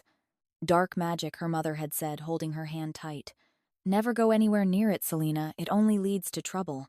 Later, she'd heard stories about the man, the magician they called him. Someone from a neighboring pack had gone to see him to make a wish, and it had come true miraculously. Perhaps this magician was still around and could help Thorne turn back. Selena finds the bookstore again, and when she arrives, she finds it just the same as she'd left it all those years ago. A faint tingle of unease dances up her spine as she pushes open the heavy wooden door, the bell above giving a weak, muffled jangle as if surprised to be disturbed. Inside, the air is thick with the scent of old paper and musty secrets. Books tower in precarious stacks around the dimly lit room, their spines cracked and covers faded. Dust motes swirl in the sparse shafts of sunlight that filter through the dirty windows, casting long, uneven shadows across the floor. Every surface is cluttered with arcane artifacts and mysterious trinkets that seem to watch her from their silent perches. The air feels static with the power of unwritten knowledge, and the quiet is so profound it almost hums. As Selena steps further into the room, her eyes slowly adjust to the dim light. The room feels alive, listening, perhaps even aware of her quest. Her heart beats faster with both trepidation and hope until her eyes fall onto the young woman behind the counter. Selena had been expecting the magician, but instead she'd found me. "Hello," she greeted me with the uncertain resolve of all those who come here hoping to make a wish, that is to say, a good dose of desperation. "Can I help you?" I replied politely. In truth, I was already thinking of ways to deter this young lady who I guessed was a shifter. We got quite a lot of shifters here. It wasn't the first time I'd faced one, and it certainly wouldn't be the last. This shifter, with her light brown hair and pale complexion, was far from the most impressive I'd ever met, and I imagined she probably wanted to wish for a stronger wolf or something. Shifters were obsessed with strength and dominance, or sex, depending if it was mating season or not. Well, the young girl hesitated. "I was wondering if the magician was here," she said, the last word hesitantly, almost sounding embarrassed. I sighed. She seemed like a nice girl, probably 18 or 19 at most. "Look," I said, "you don't want to do this." The girl looked taken aback, so I took the opportunity to continue. "Yes, he can grant you a wish, and no, he won't refuse because he literally can't. If you insist on making your wish, he has to grant it, even if it's stupid. And it often is, because in exchange, he'll take what matters to you most. And trust me, nobody wants that." "What matters most to me?" the shifter asked with a frown. "It's rarely what you think it is," I explained before asking, "Look, what's your name?" She told me her name then and said I already lost what matters to me most. I have nothing and want nothing except to help my alpha. I sighed. Helping her alpha. All these shifter girls always worshipped their alpha. They called it a pack, I called it a harem. "I'll go get him," I said, because I was obligated to if the client insisted, just like Caspian was obligated to grant the wish if the client insisted. He didn't like it, though. I've been working for him for more than a year now, and I could tell whenever he had to grant a wish he'd be in a terrible mood for days. Which was saying something, because his moods were never too stable to begin with. Caspian was old. He may not look it, in fact, he looked very young, but he was. I didn't know how old, but I knew he was immortal and essentially trapped in this shop and this role. Not that he talked to me about it. "A client is here," I announced, crossing over the portal's door to the back of the shop. The back of the shop was a wild, flowery field bathed in an everlasting sunset that could be accessed from the shop. I wasn't sure if Caspian had created it, just that it existed. It was a beautiful place beyond which lay something sinister that was hard to pinpoint. It was where Caspian hid when he wanted to drink alone, which had been often these last few days.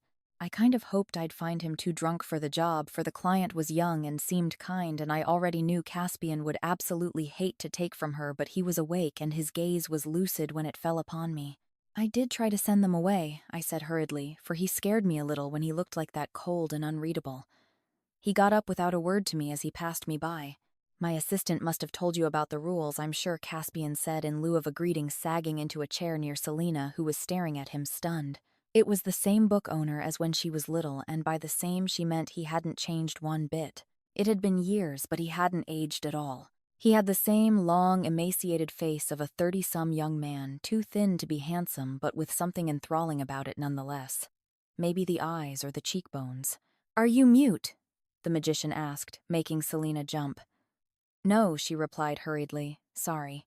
I came to stand by Selena's side to make her feel more comfortable, not because I wanted to, but because it was my job. Caspian practiced dark magic, and there was an aura around him that made most supernatural beings feel tense and uneasy. Personally, being human, the only thing he made me feel was mild to strong annoyance when he forgot to clean up after himself. "What is it that you want, then?" the magician asked Selena. The girl clenched her fists in resolve. "My alpha's been stuck in wolf form for a few weeks for some reason. I was hoping you could help." Caspian's eyes drifted off very briefly, and then to both my and Selena's surprise, he said, "Actually, no, I can't help you, sorry." My jaw nearly hit the floor at this stage because I'd never seen Caspian turn down a client ever. Warn them of the risks, yes. Subtly try to change their mind, yes, but refuse. I thought you couldn't say no, Selena argued, giving me a look. Normally I cannot, Caspian agreed, but in this case I'm afraid I'll have to make an exception. Your alpha's been cursed, you see. Cursed? Selena's eyes widened in surprise. Why? How do you know? And who would do such a thing to him? Caspian smiled. It seemed carefree, and perhaps a little mocking. I suspected it was a facade. Well, that's easy, he replied. It was me, I cursed him. The magician's refusal is a twist that builds empathy. In life, when help is denied, it might be for your own good, prompting you to find inner solutions. Thorne stares as Selena reviews several documents, reading them out loud for his benefit. He actually doesn't need her to read them. He knows precisely what they're discussing today, a dispute over territory borders brought by Alpha Garrick, who'd been furious at having his chance for expansion ruined. Thorne already knows how he wants this solved, and if needed, he'll communicate to Selena by tapping his nose against her hand or shin as they'd planned. But honestly, it's a straightforward matter, and Selena is fast on her feet. She'll have this figured out in no time, especially with Marcus's knowledge of their borders and resources guiding her. She's still berating herself for not having been able to make a wish on Thorne's behalf, though. If he could, he'd tell her he's relieved. He doesn't want her making sacrifices for him. He's the alpha of this pack, and he should be the one making the sacrifices. He's happy, the magician refused Selena. He couldn't bear it if she'd lost what mattered most to her because of Thorne.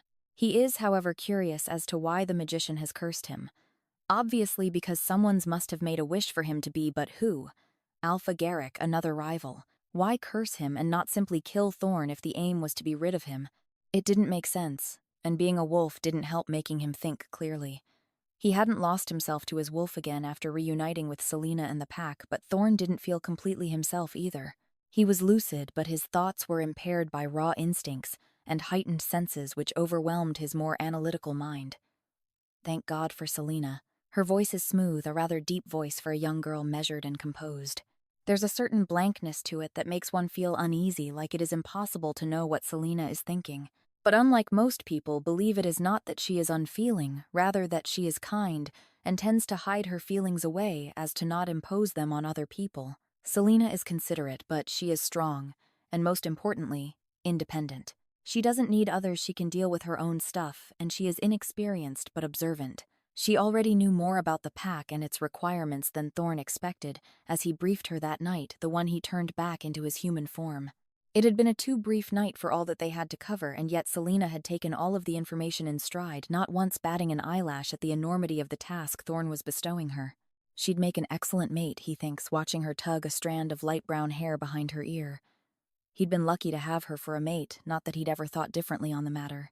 He may not have known Selena intimately before this whole ordeal, but he'd already had a high opinion of her and a good deal of affection, too, if he were being honest. But the fact remained that Thorne couldn't have her. He wasn't right for her, and sooner or later he'd have made her unhappy. The more he got to know Selena, the less he'd regretted his decision. She deserved better than an older man she'd been blindly infatuated with because of his title and whatever fate meant. Fate was an illusion he wouldn't inflict it on a bright young girl with a traumatic past who didn't know better. Self-doubt like Thorne's can sabotage bonds. The insight is recognized when you're projecting fears onto others and address them openly to avoid regret. Mia has mysteriously taken to sleeping in her own room. A miracle, if there had ever been one, for she'd always refused to sleep anywhere else but by Selena's side. Apparently having to share her quarters with an enormous white wolf who rarely slept had gotten the better of her, though, and she'd declared that if Selena insisted on keeping Thorne in their bedroom, she'd rather sleep somewhere else. She hadn't seemed to mind too much, though, which Selena found highly suspicious, but having struggled to make her sister sleep in her own bed for years, she hadn't asked her too many questions as she'd moved out. However, what she hadn't expected was her sister's absence to take such a toll on her. Apparently, Selena had gotten used to feeling a warm body besides her at night, and in the absence of it, her childhood nightmares had come crawling back full force.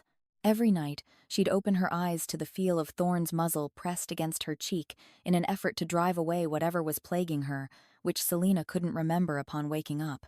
It got to a point where he would crawl in bed and sleep beside her, Selena's hands gripping his fur. She'd feel a little embarrassed upon waking up, but not enough to pass up on a comfort she so rarely got to receive, one she'd dreamed of to make her feel better since she'd been little. More accurately, though, she didn't feel embarrassed until one night Selena woke up to the feel of a strong chest against her cheek and very human muscles beneath her palms. Her eyes snapped open onto Thorne's face, peaceful in slumber. Selena's heart fluttered as she watched him, the intimacy of the moment weaving a warm thread through the cool night air. The dim moonlight filtering through the curtains cast a soft glow over his features, highlighting the gentle rise and fall of his chest with each breath. She becomes torn between the urge to wake him and the desire to let the moment linger. His face, usually so stern with the weight of leadership, now seemed serene, almost vulnerable in sleep. It was a sight of him so rarely seen it made her cherish the sight all the more. Her hand, seemingly with a mind of its own, reached out to brush a wayward lock of hair from his forehead. The touch was a spark, igniting a deeper, more primal attraction. The warmth of his body, the steady rhythm of his breathing, all fed the burgeoning heat within her. Selena's breath caught as her fingers skimmed lightly down his arm, feeling the ripple of muscle beneath the skin. The power coiled even in rest. The proximity, the quiet, the forbidden thrill of touching him so freely, it all culminated in a surge of desire that left her aching, yearning. The old Selena might not have dared. In fact, the old Selena would have never. But this Selena had found the strength to lead an entire pack of wolves while having none herself. Knowing she may never have such an opportunity again, she slowly bent her head, placing a light kiss at the corner of Thorne's lips. He sighed softly, but doesn't stir. Meanwhile, Selena's heartbeat is so quick she feels like she isn't getting enough air, wild heat coursing through her veins. Emboldened, she bends down again, this time pressing her lips onto his in another light kiss and another until she feels a large, strong hand tighten around her bicep. Selena Thorne asks, sounding half asleep still. His soft gaze quickly changes into a dark, intense one which doesn't reflect anger, rather something Selena dares not name, but which leaves her breathless all the same. His face is inches from hers still, and the way he looks at her, she can't stop herself from kissing him again. Loving the heat of his hands on her back, the way his breath hitches before he deepens their kiss, pressing her down on the plain bed. Heat coils within her. She wraps her arms around his neck, feeling somewhat out of her depth, self-conscious about her lack of experience, but also too happy to care. It is like an outside force is pulling them together, and Selena is loath to resist. Then, abruptly, Thorne pulls away. "We can't," he says, sitting up. Selena watches his shoulders shake against the backdrop of the moon. He's close still, but feels miles away, as distant and unapproachable as ever. The elusive alpha she could never approach. "I'm never going to be good enough for you, am I?" She hears herself whisper the words coming out before she even thought them. Thorne shifts, but she doesn't want to look at him anymore. What he asks from somewhere in the darkness. His voice is soft, there's something choked about it. "I did everything you asked. I took over the pack as you asked. I think I'm doing an okay job." "Of course you are," Thorne begins. Then why? To her horror, Selena feels tears running down her face. She hates herself for them, for this sign of weakness. That's not the way to show Thorne she can be a good mate. She already has the disadvantage of being without a wolf. She cannot let her emotions control her on top of that. It is unacceptable, and yet the tears fall nonetheless. "Never mind," she says, rising up from the bed. "Wait, Selena." She runs outside the room, ignoring his protests. It is immature and ridiculous to run away when she so rarely gets the chance to speak with him like this. There is much they need to discuss, but she can't bring herself to do it, to put her feelings aside and do what's right for the pack. So ultimately she realizes, of course, Thorne rejected her. She isn't fit for an alpha. She isn't right for him. Vulnerability in intimacy like this is raw. The question to ponder is, are you running from rejection or from your own worth? Take a moment to self-reflect. Selena comes back to see the magician again and again, but Caspian's answer is always the same. "Once a wish is made, it cannot be undone until the day I die." Unfortunately, him being immortal, there was no chance of that happening. And yet Selena kept coming back and Caspian kept refusing her. He couldn't annul the wish for Thorne to be cursed, and he couldn't grant a new wish which would annul the previous one either, as that was essentially the same thing. Selena would nod, her shoulders would sag, and she'd leave. And once she was gone, Caspian's expression would fall too, and he'd keep to himself for days onwards. I don't think he very much liked what he did to Thorne, and the fact that the curse hadn't yet been resolved was slowly eating him alive, but the thing was that he really couldn't refuse someone who insisted upon making their wish. It wasn't his fault, those were the rules. I've been living with Caspian for a while now, working as his assistant ever since my father died, and still I didn't exactly know who made the rules if it weren't for him. At first I hadn't really questioned them nor Caspian's reality. It was bizarre, yes, but my father had died and I was now stuck with a magician that had already been enough to process at the time. But it was different now. It didn't seem fair to me how people would come to him and Caspian had to not only oblige them no matter what, but then suffer the consequences of their poor choices, cursed with a guilty conscience despite him not having had the possibility to make a better choice in the first place. I also felt a little sorry for myself. I didn't have anybody but Caspian left in the world, and he was already bizarre and deranged enough as it was without newcomers that kept plaguing him with new wishes. I wish they'd leave him alone, though, in the privacy of my mind, of course, for I'd never make an actual wish to him. I knew better. All this to say, whenever Selena visited, she'd leave Caspian in a terrible mood, and I left to pick the pieces, and by that I mean the actual pieces of all the empty bottles he'd leave trailing behind him. That little charade lasted for a year, until one day it got worse. "I'm worried about Thorne," she'd said one day, her big round eyes filled with sorrow. "He's different these days. Usually he may be a wolf, but I can tell he's there inside, paying attention, listening, but these days it's like there is less and less of him left and more of the wolf." I'd frown. "You mean you think he's losing his humanity?" I'd asked. "Yes," Selena had nodded, sounding choked. "The first time he'd turned back and he was living alone in the woods, he said as much, that he would lose himself to the wolf, but ever since he's been back amongst us, he's been better. I thought at least this problem was over and done with."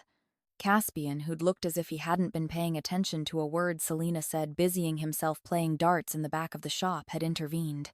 "He's been a wolf too long," he'd said. "If you don't find a way to break his curse, he'll slowly lose his humanity until there's none of it left." What Selena had paled, looking crestfallen. "But why? Why would you inflict such a thing upon him?" Caspian had sent her a bored look. "Because someone wished for it, of course, or have you not been following all the times I've been telling you?" Selena's eyes had flooded with tears. "How can someone be so cruel as to wish this fate upon him?" she'd exclaimed. "He's done nothing wrong, has he not?" Caspian snapped, making her go quiet for a moment. Selena looked slightly taken aback by Caspian's tone or by what he'd actually said, I wasn't sure. He hasn't," she protested all the same. "Didn't he reject you?" Caspian said, meeting her eyes. Selena froze, eyes going wide. 1 second she stood there looking like she'd been slapped, and then she ran out of the shop. As she stepped through the door, Caspian clenched a hand against his chest face, going so pale I thought he was going to be sick. "What's wrong?" I asked, taking a step towards him. He ignored me, sitting himself down on the floor instead. "You weren't allowed to tell her that, were you?" I sighed. "It's hurting you. Caspian must follow rules, and when he doesn't, he physically suffers the consequences. He doesn't let it show, and I hadn't always noticed, but knowing better now, I think it hurts more than he cares to admit." Clenching my fists, I exited the shop, running after Selena's retreating figure. "Wait," I called after her. She didn't turn around, but she did stop in her tracks. "I'm sorry about your Alpha," I say to her back, "because I really am, but you're hurting Caspian with your questions." "Caspian?" Selena asked. "That's his name," I replied, a sinking feeling in my chest as it occurred to me no one ever bothered asking Caspian for it. "Oh," Selena said, I think coming to realize the same thing. Her shoulders sagged. "Don't come back," I warned her, even though there was very little I could do to prevent her from doing so. "He told you the truth, he can't help you. If he does, it'll hurt him, you understand." She said nothing and walked away. Persistent questioning like Selena's can wear down even the strongest. In friendships, if you're pushing too hard, reflect on the toll it takes on the other person. Selena lives in the pack house now with Mia, and of course Thorne. They are not alone. Marcus practically lives there, and then there's Mira.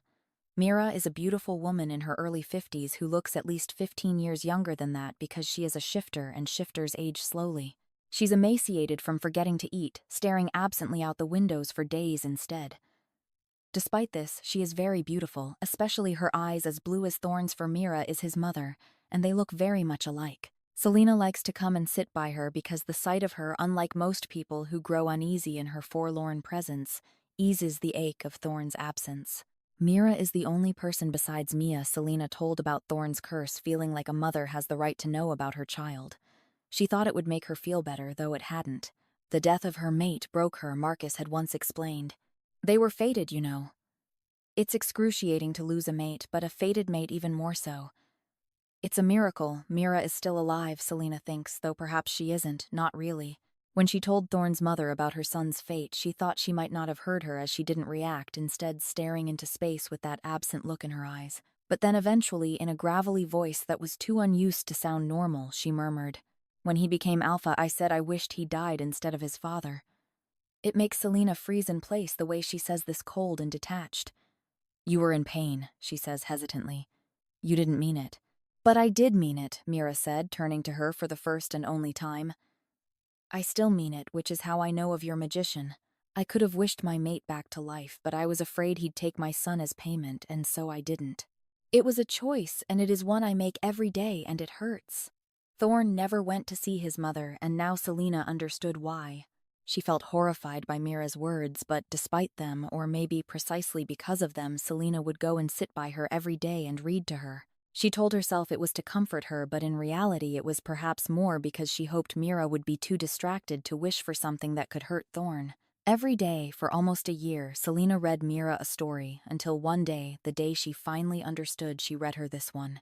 "It's called Valmon the White Bear King," she says, sitting beside Mira.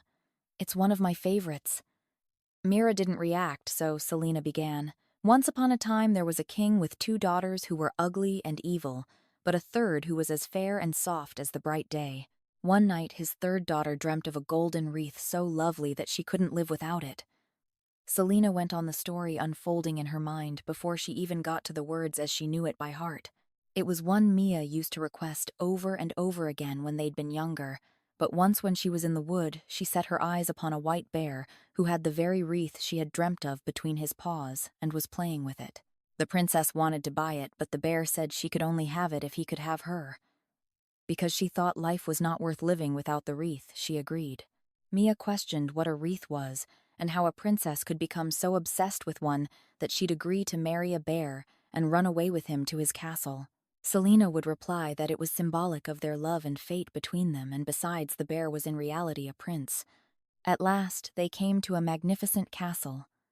This castle was so fine that it made her father's castle look like a grungy little cottage in comparison. The king's daughter lived very well there. She had every luxury. The white bear was away during the day, but he came back to her at night, and at night he was a man. Selena interrupted her, reading her eyes, getting stuck on that last sentence. The white bear was away during the day, but he came back to her at night, and at night he was a man. The words had been underlined with a pencil, and an eraser had since tried to hide the fact away, but it remained. Selena could tell and feel the indent of it beneath her fingertip. At night he was a man, the page said. Something uncomfortable settled in the pit of Selena's stomach. She tried to ignore it and move on with her story of how the princess betrayed the prince and had to go about and rescue him. But the words kept ringing back in her ears. The white bear was away during the day, but he came back to her at night, and at night he was a man. It didn't mean anything. It wasn't even close to being the same thing, really. Thorne turned back into a man at night during the full moon. Big difference. Nothing to do with this story, and besides, he was a wolf, not a bear. A white wolf, not a white bear. But then she kept wondering, how could anyone wish such a terrible curse upon Thorne? Thorne, who'd done nothing wrong. "Didn't he reject you?" the magician had said. Selena had been hurt, for she'd felt responsible. She'd felt accused and hurt that anyone could imply she'd ever do anything to harm the man she loved in any way, that she could somehow be behind what had happened. The white bear was away during the day, but he came back to her at night, and at night he was a man. Thorne had done nothing wrong except reject Selena, which no one could possibly perceive as wrong, since Selena didn't have a wolf, no one. Save for the one person who'd never cared, never understood why it mattered if Selena had a wolf or not.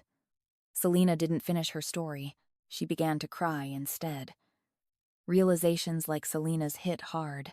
If a story or memory triggers unease in you, dig deeper. It might uncover truths you've avoided, leading to growth. "How could you?" she says, tone blank. To her credit, Mia doesn't try to deny it. Instead, she stares at the page inside the fairy tale book with a stubborn pout before raising her proud gaze toward Selena. He rejected you, she defends. He was a fool. And so you cursed him, Selena interrupts her voice, betraying her anger. Mia's mouth twists into a grimace, only to make it better to help you, she says, her tone more imploring now, somehow begging for Selena to understand.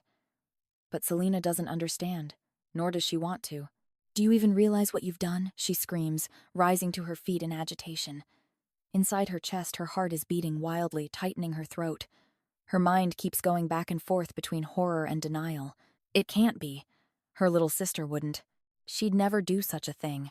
She was a kind, loyal child, an innocent child, a good child.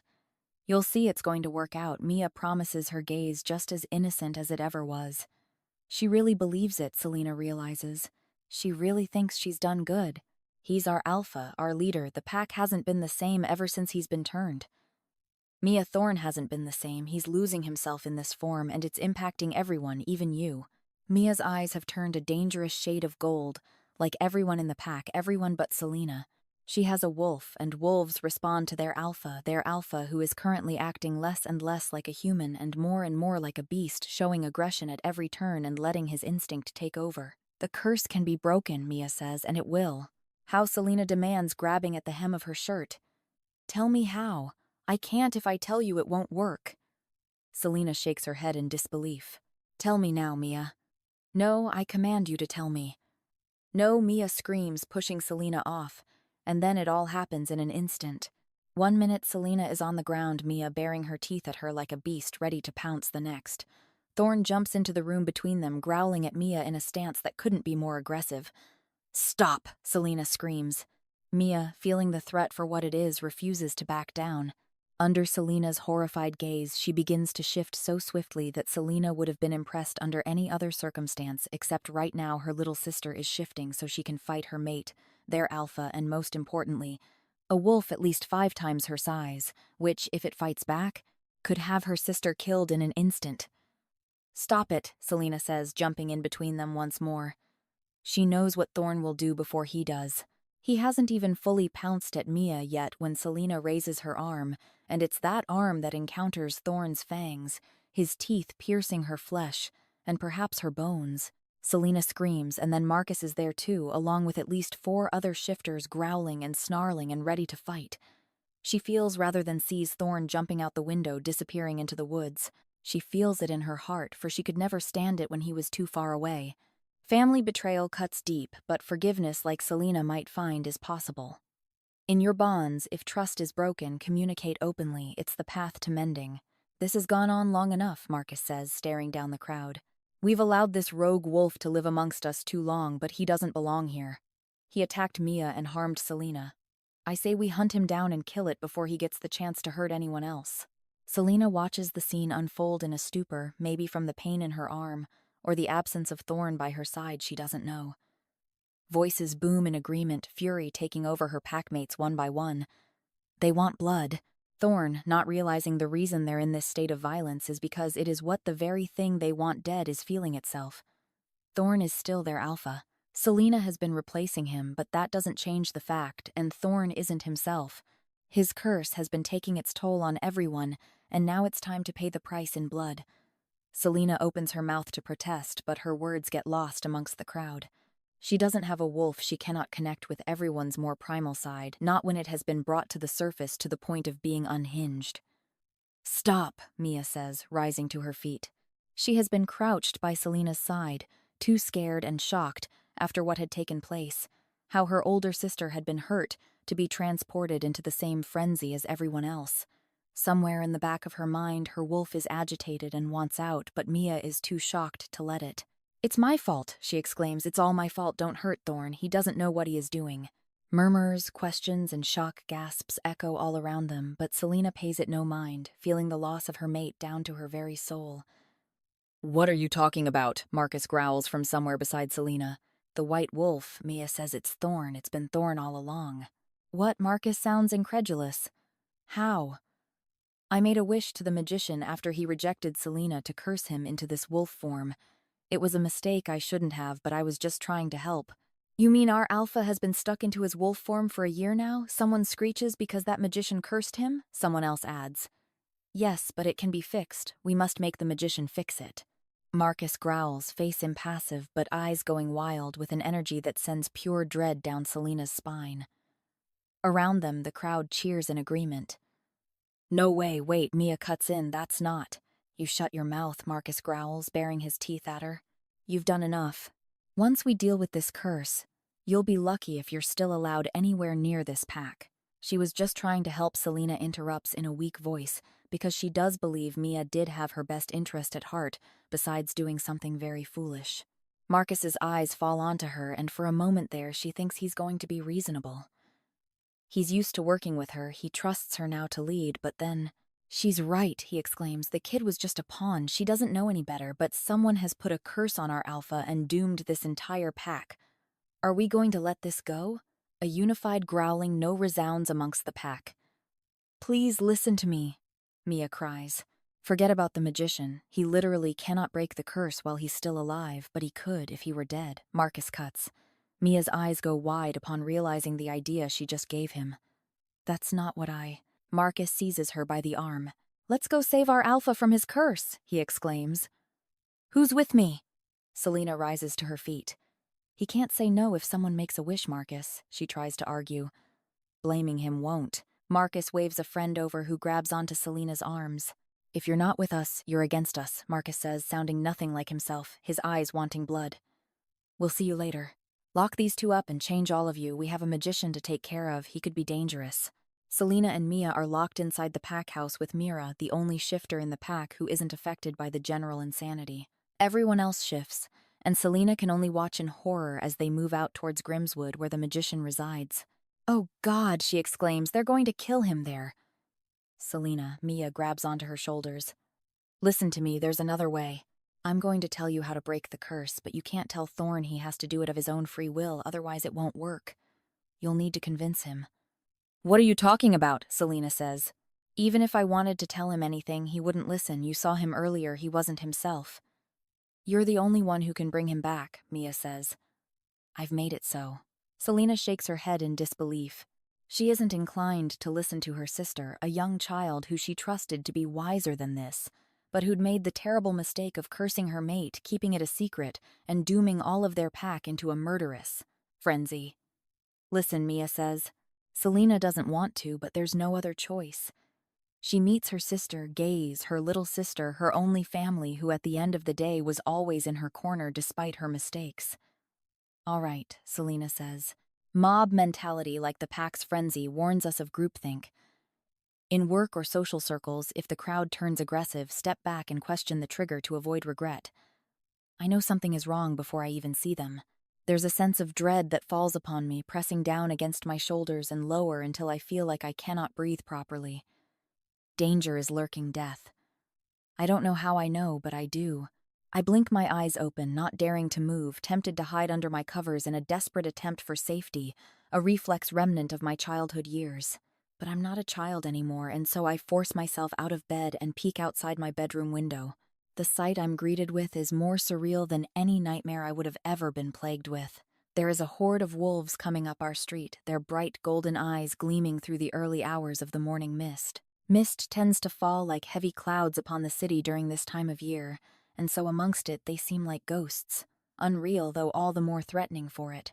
I'm no fool, and I instantly understand they're coming for us. Caspian, I gasped, running downstairs. I don't know if I'm looking to warn him or for reassurance, probably a bit of both. He's standing by the front door of the shop when I get down fully dressed, though hair a mess as if he only just woken up. There are shifters who I know he interrupts, sending me a glance. He seems unbothered, which doesn't make me feel better exactly, but does give me a semblance of hope.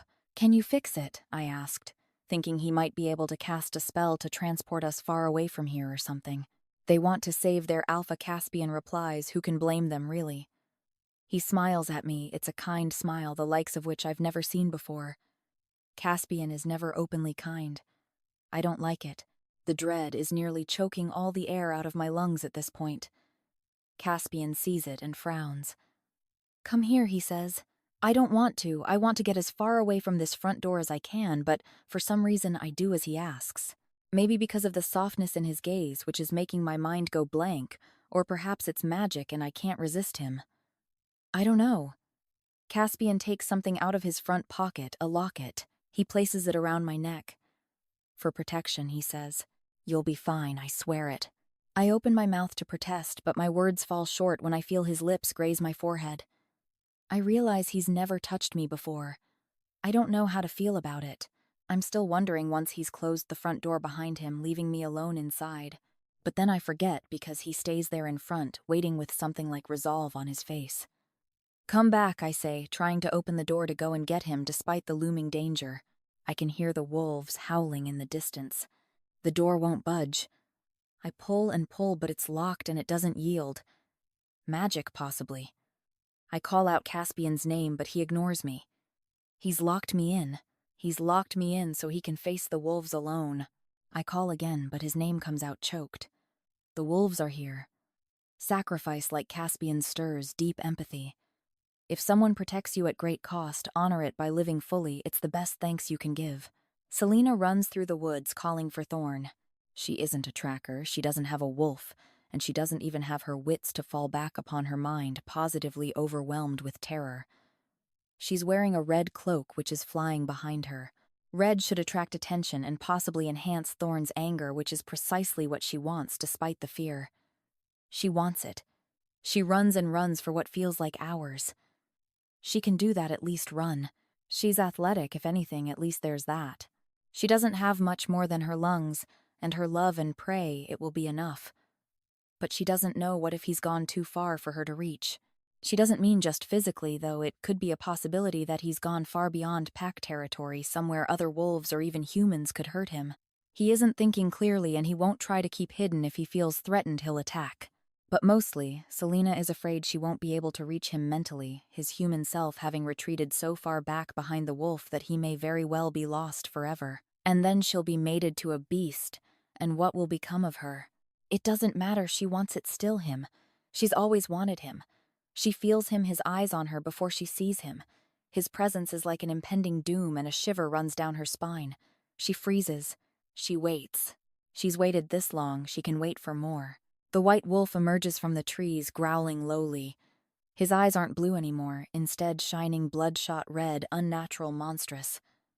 Thorne's gaze, or rather the beast he becomes, meets Selena. She holds it bravely, raising her chin in defiance.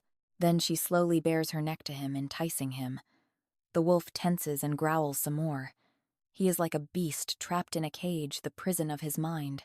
Selena's heart is in her throat, she doesn't dare to breathe. The wolf shifts. It's only the barest of movements, but Selena thinks it's enough. It will have to be. Come and get me, she says, and then she spins her heels and breaks into a run. She runs and runs as fast as her feet will allow, not daring to check if Thorne has taken chase. She can only pray now, it's all she has left. She thinks she hears the sound of his paws trailing after her, perhaps a growl or a howl even, but she can't stop and thinks she can only move forward until eventually he catches her. I was worried he'd be stubborn about it, Mia had said, so I made sure if after some time he still hadn't broken the curse, his wolf would take over and do it instead. A sort of insurance policy. Her sister's insurance policy pounds Selena onto the ground, her face hitting the damp floor, brutally pain swarming against her skull. The impact has her rolling onto herself until she is lying on her back.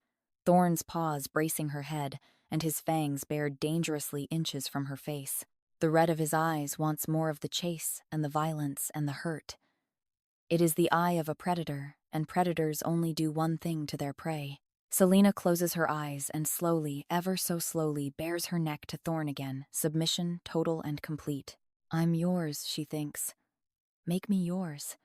She feels Thorne's teeth pierce the skin of her neck and gasps pain and shock coursing through her.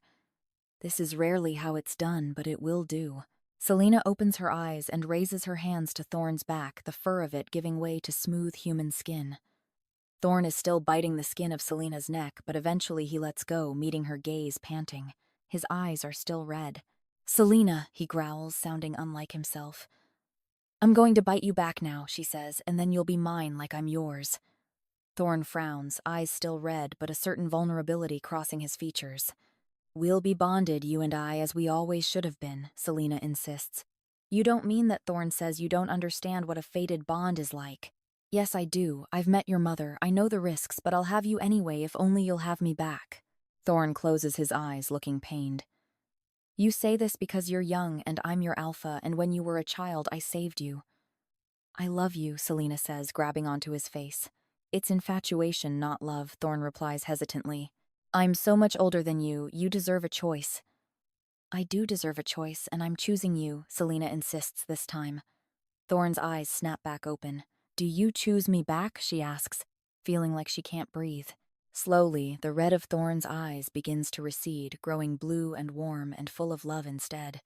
He nods, smiling softly at Selena, who smiles right back, and then she bites brutally into his neck, making him moan.